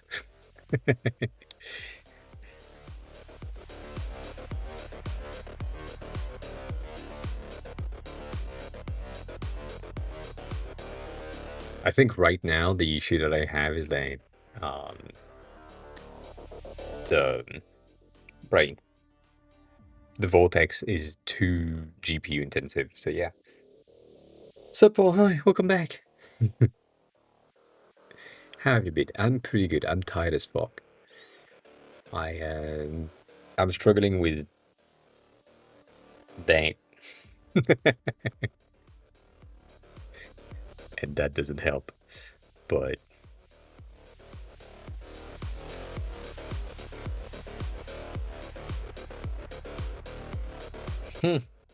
yeah, trying to change some of the animated background things. At the beginning, I had the blur at 80, but the blur at 80 made the GPU just cry, so I decided to not do that. But I don't.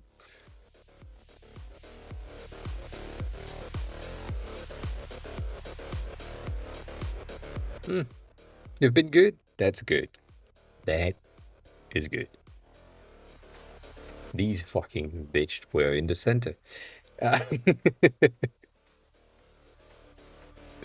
God damn it. They just put it at 50 and be good with this. I don't like this.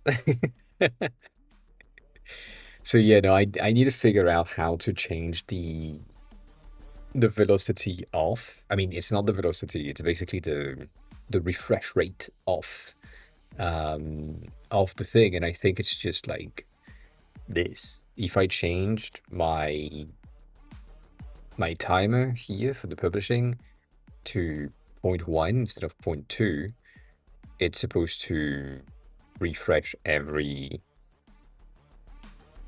0.1 frame, I think. So you would end up with something better. Um, that's the one. So yeah, now it's refreshing more often, every 0.1 second. Uh, but it's not like good enough. Basically, you want this to be like as often as possible, to be as smooth as possible. But when you do that for your timer to refresh every zero point 0.1 second or 0.01 second, you end up with something that is extremely smooth, but it's just chaos. Which again, I don't mind. Chaos is fun, but that is chaos.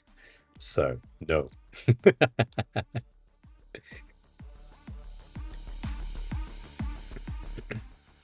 that's fun.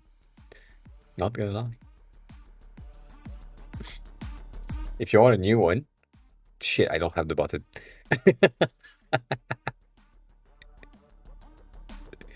Did I do that? No. Did I do that? No. That. That's the new one. That's the one that I'm working on right now, which is not Japanese at all, which is perfume related.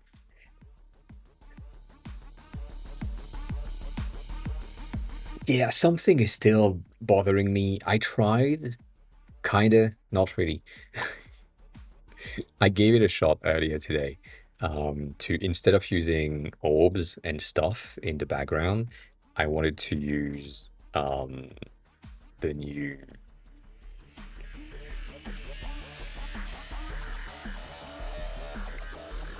mesh gradients. And so in the latest version of that, um, we now have like a mesh gradient situation, and it is, that's so sad that we don't have a scrub. But yeah, we now have mesh gradients, and so I was thinking of adding mesh gradient in the background and use that for the animation. The thing is, when I tried, it kind of broke. Um, but not a little bit. It it just it doesn't work. It looks neat. It looks neat. We agree. But it's just like not great. Because you end up with like one line usually, and your color doesn't move through. Um, or at least if you want it to move through, you need the nodes to be aware of their proximity so that they can transfer color to one another. And then you need like the grid to be something like a 12 by 32, and that's way too much. So I tried, it broke. Uh, I again, the reason why um, fireflies are good in the app is because they are using metal for the generation of the fireflies. And so everything that is related to um, that, you end up with like pretty cool outputs, pretty cool potential. Like this is basically what I'm using. And you can have like all of these effects, not for free, but like for free. Um, but it doesn't work. Like it doesn't have that ambient feel situation. So I had to make my own. Like my fireflies are a bit different than the fireflies that are the native ones for many reasons. But yeah, nonetheless, this is cool. This is cool. But yeah, other than that, subpar. By the way, for the can situation, I no, that's the wrong button. Um, can needs to get updated. That's that's a thing. Oh, for fuck's sake! Why don't we have the fucking archive again? God, they piss me off.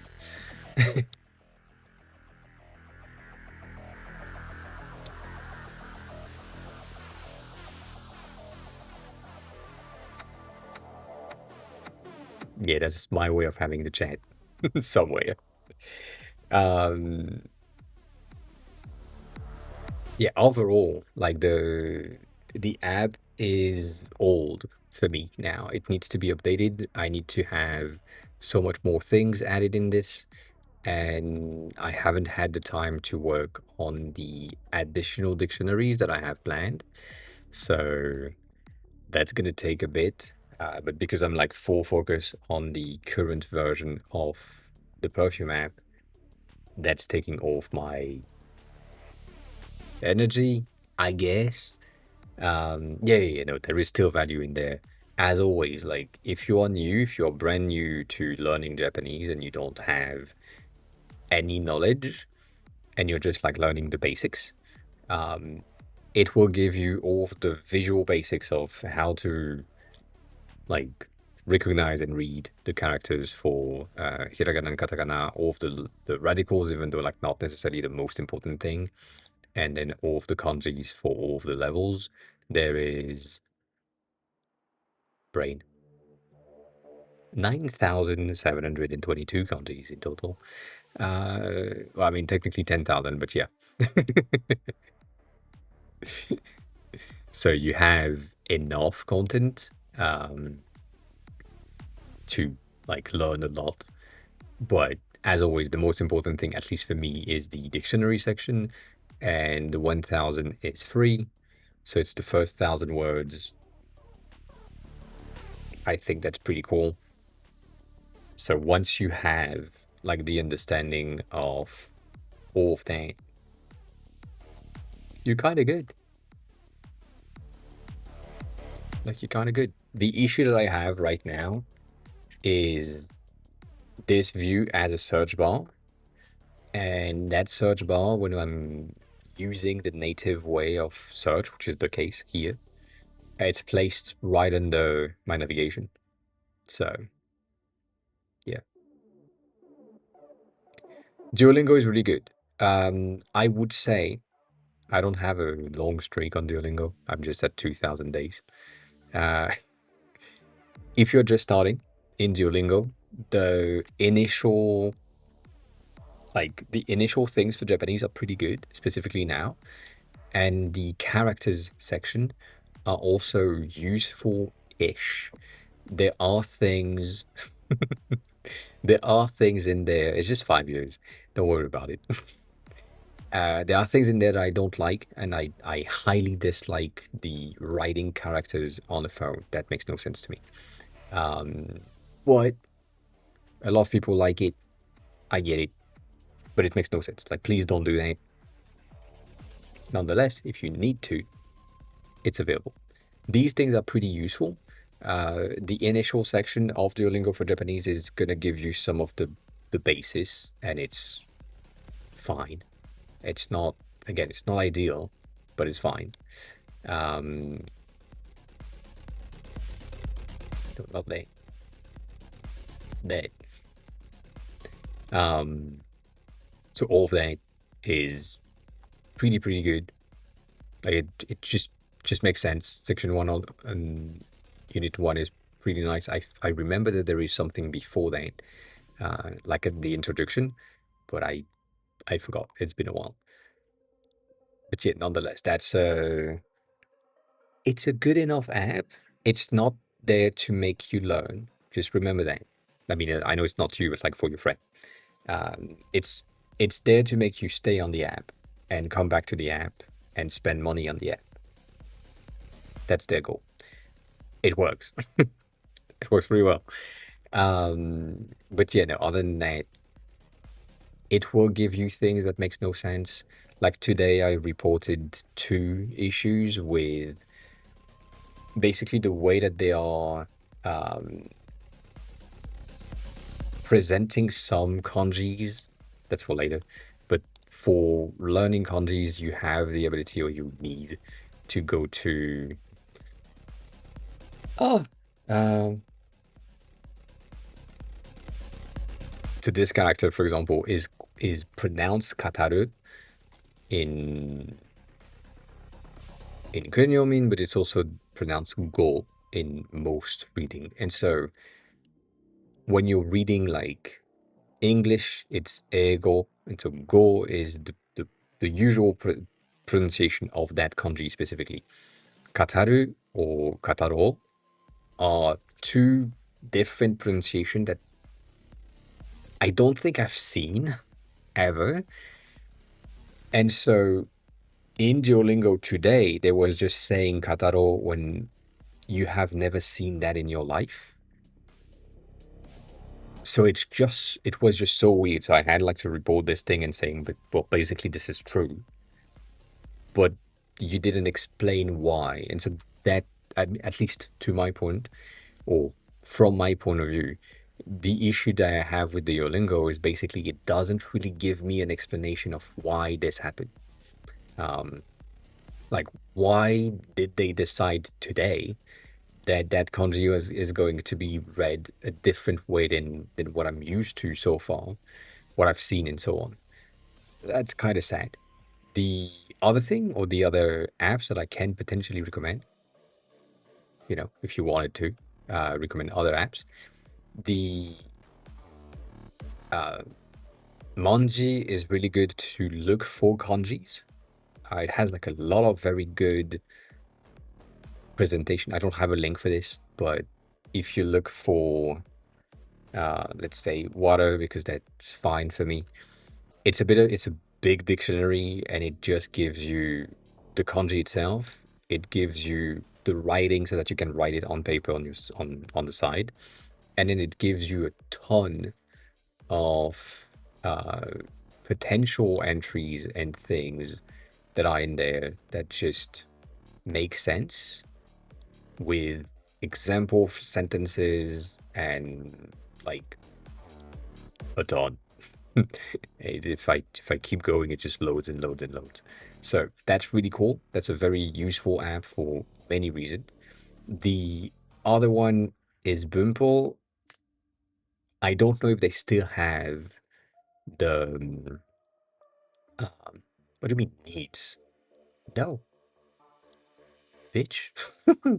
I don't know if they still have the lifetime option. I took the lifetime option. It was like $80 or $50 on launch day. So just use that.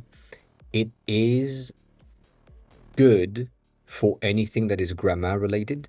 So it will give you some information about how to recognize some grammar points and so on. I hate how they have done it, but that's a me thing. If it works for your friend or for you or for anyone, it's a good app. Nonetheless, like it has a system where you have the explanation. Like basically, you have all of the cards that explain all of the systems and all of the thing that is going to be in that lesson. And then when you reach the end, if I can reach the end because it's been a while, I'm getting this, and it's just like changing the adjective uh, ni narimasu or ni narimashita. I need to make this into ni narimashita. So I read that, and so now I see that this is nemui, and so it's nemu ni narimashita or nemu ni narimasu, and I need to type that. That's the thing. So that is pretty good for understanding grammar and construction and so on. So I do like it for that, but I hate how they have this set up because it's just obviously I'm in a very lower, not lower, but a higher level than when you just start. Um, if you don't know how to type on the keyboard, you are kind of broken at this point, and that's kind of sad. So that I don't. I like it, but I don't like it. It just doesn't work for my brain. Um, and it's paid. Monji is free, so that's good. And Can is free-ish. Can is free, but you have like limitation because I'm just making sure that you know you're not overusing the app. Um, but you have these two for free. That's pretty cool, obviously. And I have like four other dictionary that I need to add, and I just can't work on them. Don't have the time. Um, but yeah, I would say that's the main thing. If they see this app on TikTok somewhere, please don't. Pingo AI is a scam. Uh, there's no way for me to say anything else. It's yeah, it's a scam. It probably is useful at the end of the day, because it makes you speak, and speaking is the most important thing. But they have no free version. Like they don't have a free tier where you can just speak for 5 minutes a day, for example. Basically, you speak for 5 minutes the first day, and then you need to pay. And the pay is $100 per year or $15 a month. And you can't do anything else. Like right now, the only thing that I can do is just pay. I don't have any options. That makes no sense. So, yeah, we don't like it. So if you see that on your For You page or in any other places, don't use it. It's bad. It's bad for your health. But that's the only thing. The last point for learning Japanese is going to be books. There is a ton of books that exist. I don't think I will have like the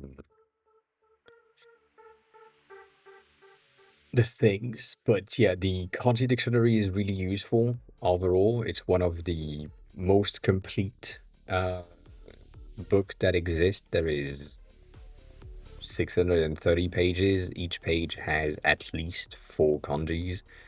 Later on down the line, we have like sometimes different pages in terms of layout. But the kanji dictionary for foreigner learning Japanese, that's the name.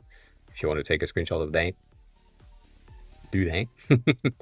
um, it's really it's really good overall. It gives you simple like kanji word, kanji definition, reading, and so on. That helps. Uh, a lot of people swear by this one, the Tobira. I don't know. I tried. I have a bit of issues with it. It's okay. It's not. It's not bad. It's not bad. It's just. It's too academic for me.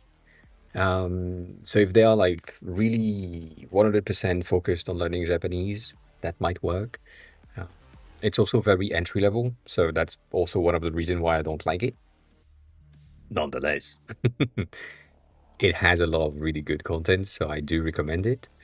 And then the last things, and probably already have them, are going to be all the regular like N4, N3, N5 um,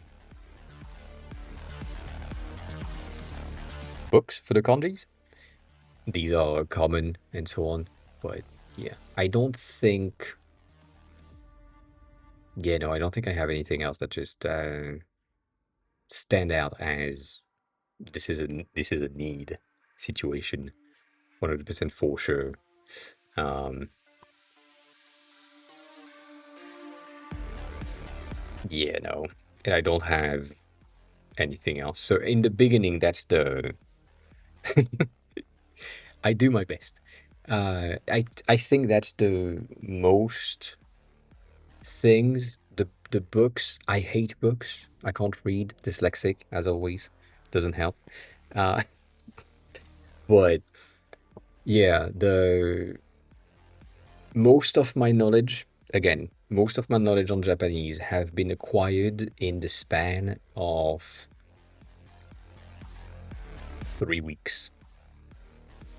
Um, for my speaking capabilities, I 100% recognize the fact that I've been on and off learning Japanese for 12 years, kind of. Uh, so I get it. I have some baggage and some background there. But most importantly, and also I kind of broke, I guess. But the base thing has been I was interested in learning Japanese for a long time. I tried, I failed, I tried again, I failed again. I gave up. Um, and then one day I met a girl on Tinder that is Japanese, and then we worked together for 6 years, 5 years, and we never spoke Japanese a single second. Good job, me, on practicing my Japanese. I had all the material for that, but she wanted to speak French and or English, so no Japanese for me. It could have been so good, but no. And then we broke up. I went back to Japan. Well, I mean, I met another Japanese girl in Paris, and she was on vacation. Um, and then she went back to Japan. I went back to Japan as well. I stayed for 3 weeks. However, that girl specifically didn't speak a single sentence of English at all. So I had to learn Japanese. And so in the 3 weeks that I stayed, I learned 90% of the words that I use now. So it is extremely simple. Um, Again, and I've said that, and a lot of people just disagree with me, but it's my truth. Japanese is extremely simple to speak. It is not easy to learn the grammatically correct way of writing and reading and things. So the most complicated thing that we have is learning how to read and write on keyboard even. Um, but speaking is so easy. Like there is once you understand the patterns and you have like a patterned brains, it's so easy. You understand that if you want to do something, it's a one thing. You add a tai at the end of whatever. So you want to eat something. Eat is taberu. You get rid of the ru and you say tabetai, and that means I want to eat. Oh my god, what a concept! You ate something. It's not tai, it's ta, so it's tabeta. It's so fucking easy to understand that pattern, and once you have understood that, you're kind of good. The thing that is missing is the reason why I built the app. Um, it's just you are missing vocabulary, so you need a dictionary of some sort to just go through and figure out like which words you need for today, which word you need for a spoon. Spoiler alert, it's spoon. Which word you need for fork? Spoiler alert, it's fork. Oh my God. It's the same words. Specifically now, like 90%, not 90%, but like most of the words that I'm using for the day-to-day work in Japan is in English, pronounced in Japanese. So design is design or designer. Designer is designer. Um, style, color, page. Ah, mm. Yeah, everything is just fucking English words turned into Japanese because of how it's pronounced, and that's about it. So it is extremely easy to speak, but then come across a book, a poster, something, and I don't fucking know. I have no idea.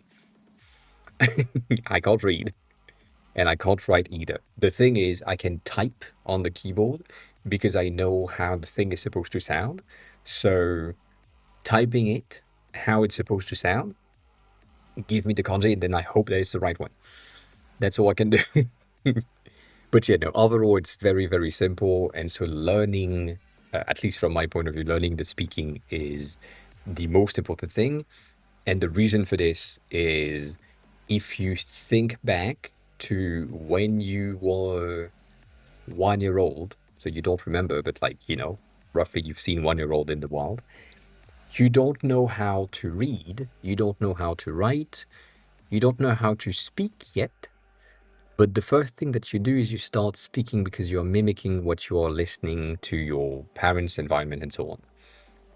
And then you speak with your parents, you ask questions, you're a fucking dickhead all the time because you're a kid. I did that as well, don't worry about it. And then you go to school and you know how to speak. Not well, but you know how to speak. You have the basis of speaking. And then your teacher is telling you, well, that word, that's how it's written. And your brain is going to make the connection.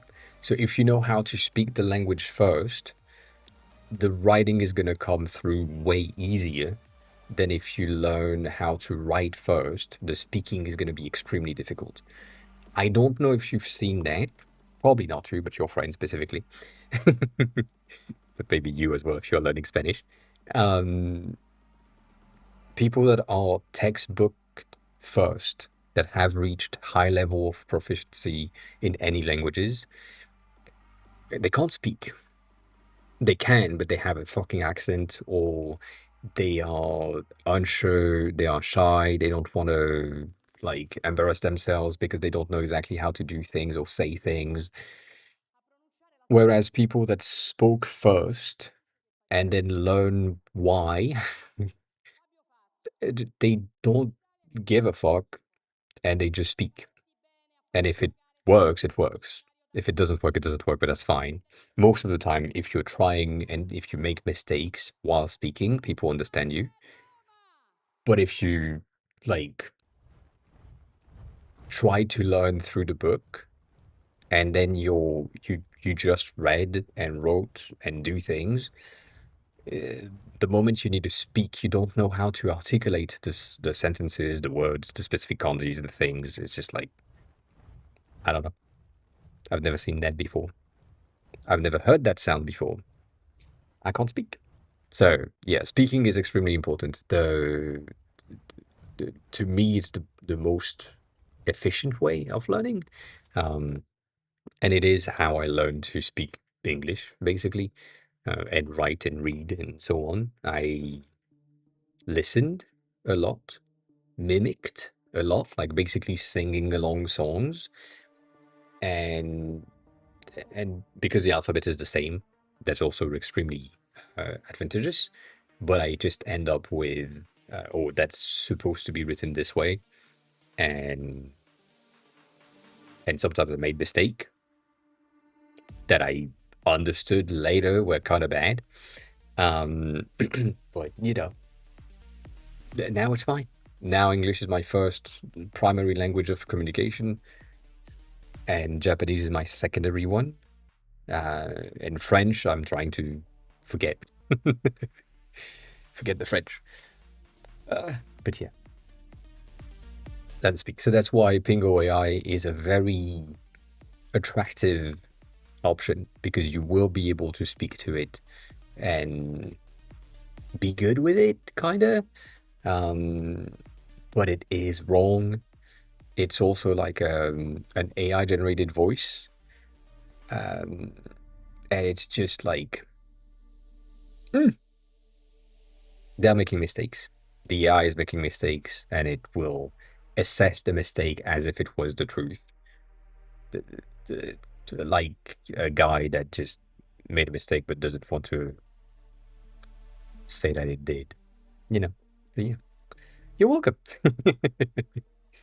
If they have more questions, if you have more questions, feel free to ask. As always, like Japanese related topics is really fine by me. I like it.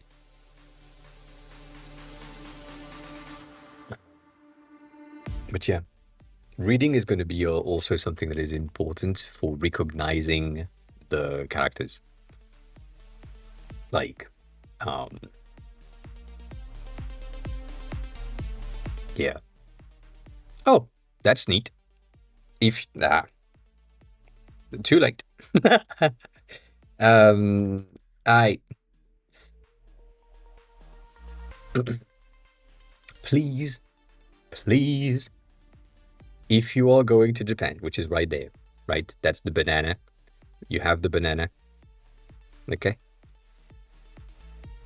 I understand that if you come to Japan with the banana of Japan, you land somewhere around here, usually, and then you go there, and then you go there, and then maybe you go there. It's just for scale, yes. Also, I'm probably broken right now. No, I'm not. That's just how shit works. Anyways, um, so that's the usual path. People are going to Tokyo, and then they are going to Osaka and Kyoto, and then they sometimes go to Hiroshima, but that's about it. I would recommend not doing the touristy route because everyone is there and it's fucking annoying and it takes so much fucking time to do anything. You have a lot of options around here that are really cool. It's the same region, but there is 5 tourists, basically. You need a car though. But that's interesting nonetheless. Everything that is around here is harder. Fukuoka is pretty cool for a lot of things. It has military base, like US military base and so on. So that's not, you're not the most welcome person if you are white looking. You know, that's the thing. But it's pretty cool nonetheless. However, if you have the ability to go north, go to Sendai, uh, go to like Akita or Sapporo, these are no one's there. Like there is almost no tourists. I mean, Sapporo and Hokkaido have like a lot more tourists because it's known for like some specific type of ramen. But everything in the middle, no one goes there.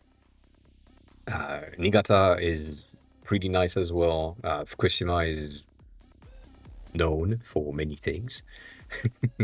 But yeah, no, Sendai is really nice. And I went to Kanazawa 2 times, which is the other side. Like instead of going to Nagoya, which is what people are doing, I went to the other top section. And like that's the real Japan, kinda.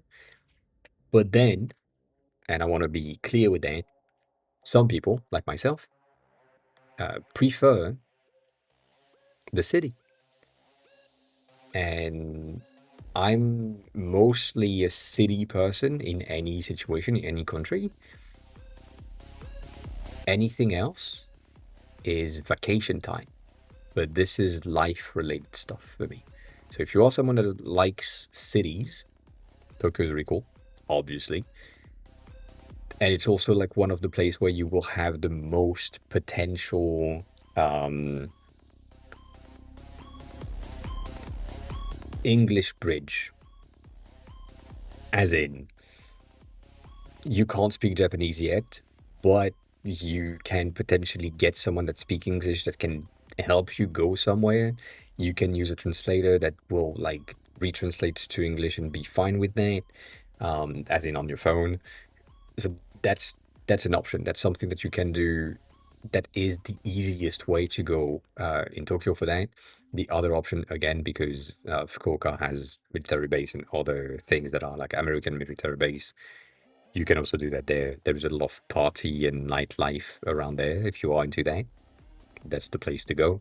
Um, so, yeah, everything is pretty cool nonetheless. Like that, no question there.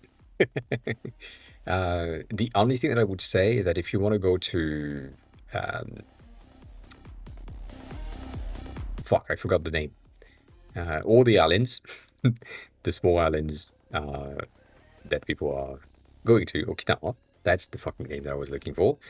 That's the same thing. This is touristy and hot, but a lot of touristy thing.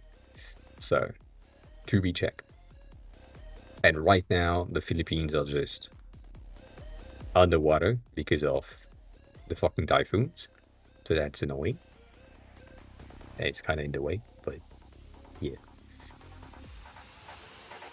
But yeah. Most people don't realize that, like, that's Tokyo. Like, that's these islands are still considered part of Tokyo. So you go, like, somewhere around here, I feel. Um, and a lot of these things, a lot of these tiny islands, like Nijima, are accessible by boat, and a lot of people don't go there. Um, you just have like ferries that go from here to there. Like all of these routes, all of the dotted lines are like routes, and all of these are really cool, and no one goes there. It's the same. I mean, it's the usual thing.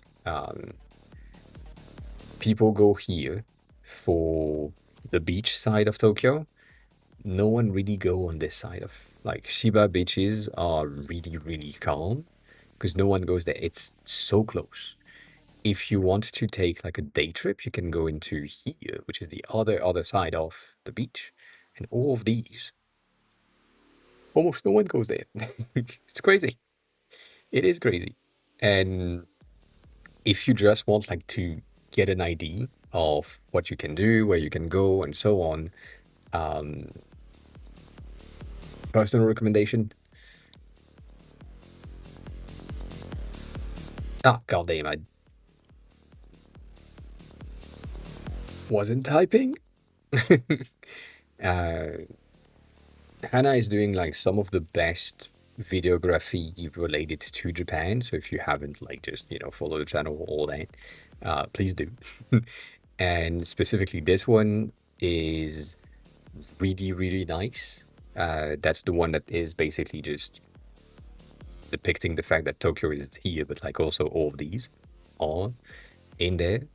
And yeah, this section is just it's just crazy because no one's there. Like there is three people being on vacation there. I mean, since this video, there will probably be way more, but there is like no one on the beach. You can do whatever the fuck you want. Be kind and respectful, the usual. But it's just crazy. It, it's crazy. And she's doing like a ton of things. Sorry for the screenshot on there. She's doing a ton of things for a lot of really cool places. If you're someone that like hikes, not my case, she's doing a lot of hikes as well. And every time is just like a new place to go, a new place to explore, a new location that you haven't seen before because it's just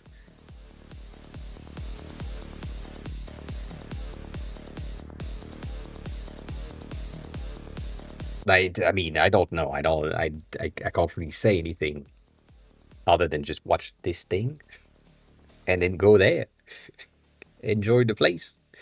Um, but yeah, no, like it's really interesting to go in places where people are not necessarily going. So that's why I'm recommending to not go into the traditional route of simply going through the bottom of the banana like everyone else. These three cities. Small asterisks to what I just said. Depending on how long you stay, you potentially don't have enough time to go somewhere else. So if you stay 1 week, do the classical things. If you stay 2 weeks, maybe explore a bit more. If you stay a month, I doubt. But if you stay a month, explore. Just explore the other ways. Like that's to me, that's the best thing. Um, if you're doing 2 weeks, then do some of the traditional thing because you need to, um, and then explore in other things. When I was living there, um, I was basically walking around for 2 hours to 4 hours a day just exploring the streets, like nothing else than the streets. And it's a matter of just, you know, I'm right there, for example. That's a zoomed in weird situation right there. Like, let's say this is where I wanted to go. I'm just uh, I'm just walking through that and exploring and seeing things and turning right and left and doing whatever until I find something that is, I don't know, maybe that's a cool building. I'm taking a picture and then I'm moving on. And now I'm in a restaurant that wasn't planned. Like that's the thing that I used to do most of the days for like 2 to 3 hours a day. That's really cool. That's still in the city, and I still haven't, like, as you can see, most of the thing that I have are around here. I don't have much around there because I didn't have the time in a 4 year to move back up by just walking like 2 to 4 hours a day. I I I did most of the bottom section, but I have this whole section here that I need to go to. Same thing here. So yeah, there is so much to do if you're just exploring. Highly recommend, nonetheless. Highly recommend. But if it's your first time and your friend is learning Japanese, learn a smidge as well. Learn to say hello. Learn to say um, thank you, excuse me. I'm looking for, where's the whatever. And when in doubt, be racist. In your head, it's going to sound like you're racist. I know, I'm sorry. But just say the word that you have in your head in a very pronounced Japanese accent as an English word. Usually it goes through. So, yeah, I know it sounds really bad, but it works. If you're looking for a cafe, it's going to be cafe. If you're looking for the train station, it's going to be eki. That's a specific word. But if you're looking for, I don't know, um, a bridge, it's just like you can get away with saying the words in English with a very Japanese pronunciation, and most of the time they understand. Um, like again, if you're looking to buy sneakers, sneaker is the word for sneakers. If you're looking for shirts or t-shirts, it's t-shirts, shirts, pants. I mean, pants is underwear, so be careful with that. But yeah, like mm, it blew me away the first time, to be honest. It's just like there is so many fucking words that are just English that you can just pronounce Japanese way, and you're good. I think I said that before, and I kind of showcased it. Um, the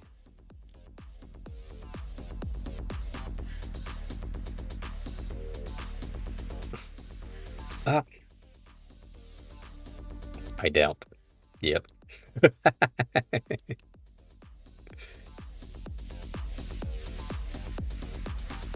Oh yeah, that's bad. Um, mm, like the example that I have here is, uh, and right now I don't have anything, but the outputs when I was learning with my teacher on Japanese, to learn specific thing that makes sense to me as in design. Uh, she was saying I felt like we were reading English and not Japanese because the entirety of the article in Japanese is just loan words that are written in Japanese, but it's just English words all the way, and it made no sense to her as well. That's just like, that's crazy. So if you are someone that, you know, just want to explore things,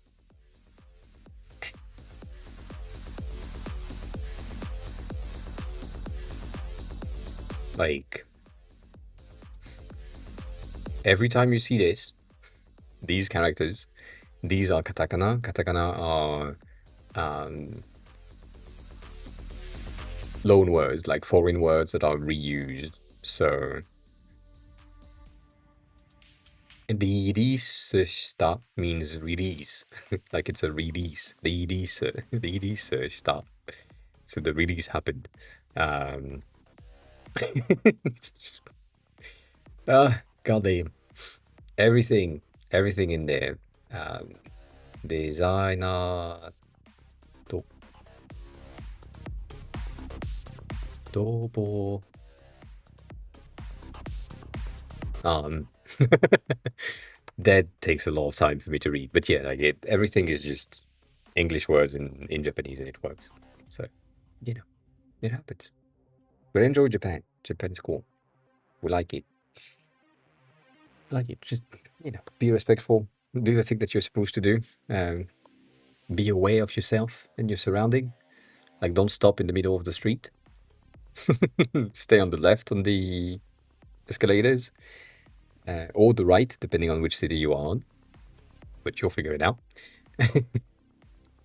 Right now, they have a bit of a campaign to let people stationary in the escalator. They don't want people to climb and walk in the escalators down or up, even though people do it anyways. But they really want you to stop and don't do anything while it's moving you up or down. So maybe, I don't know, stay in the middle. Don't stay in the middle. Yeah. Buy cakes. All that. All of that. Anyways, I see that Kenny is live. Stony? Kenny's live? Ah. Kenna is live? No.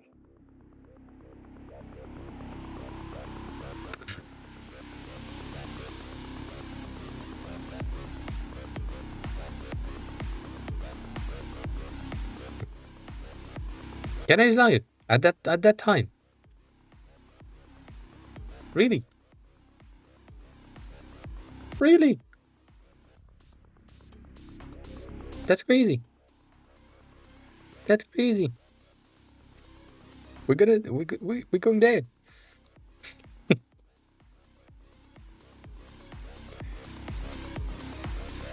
All right. As always, thanks a lot for being here. Highly appreciate it. Enjoyed the raid, hit the points, the usual, And yeah, if you want to watch the VOD for some reason, that's going to be on YouTube. If you want to ask questions when I'm not live, that's going to be on Discord. And if you want to come back when I'm live to ask your questions, that's going to be on Monday.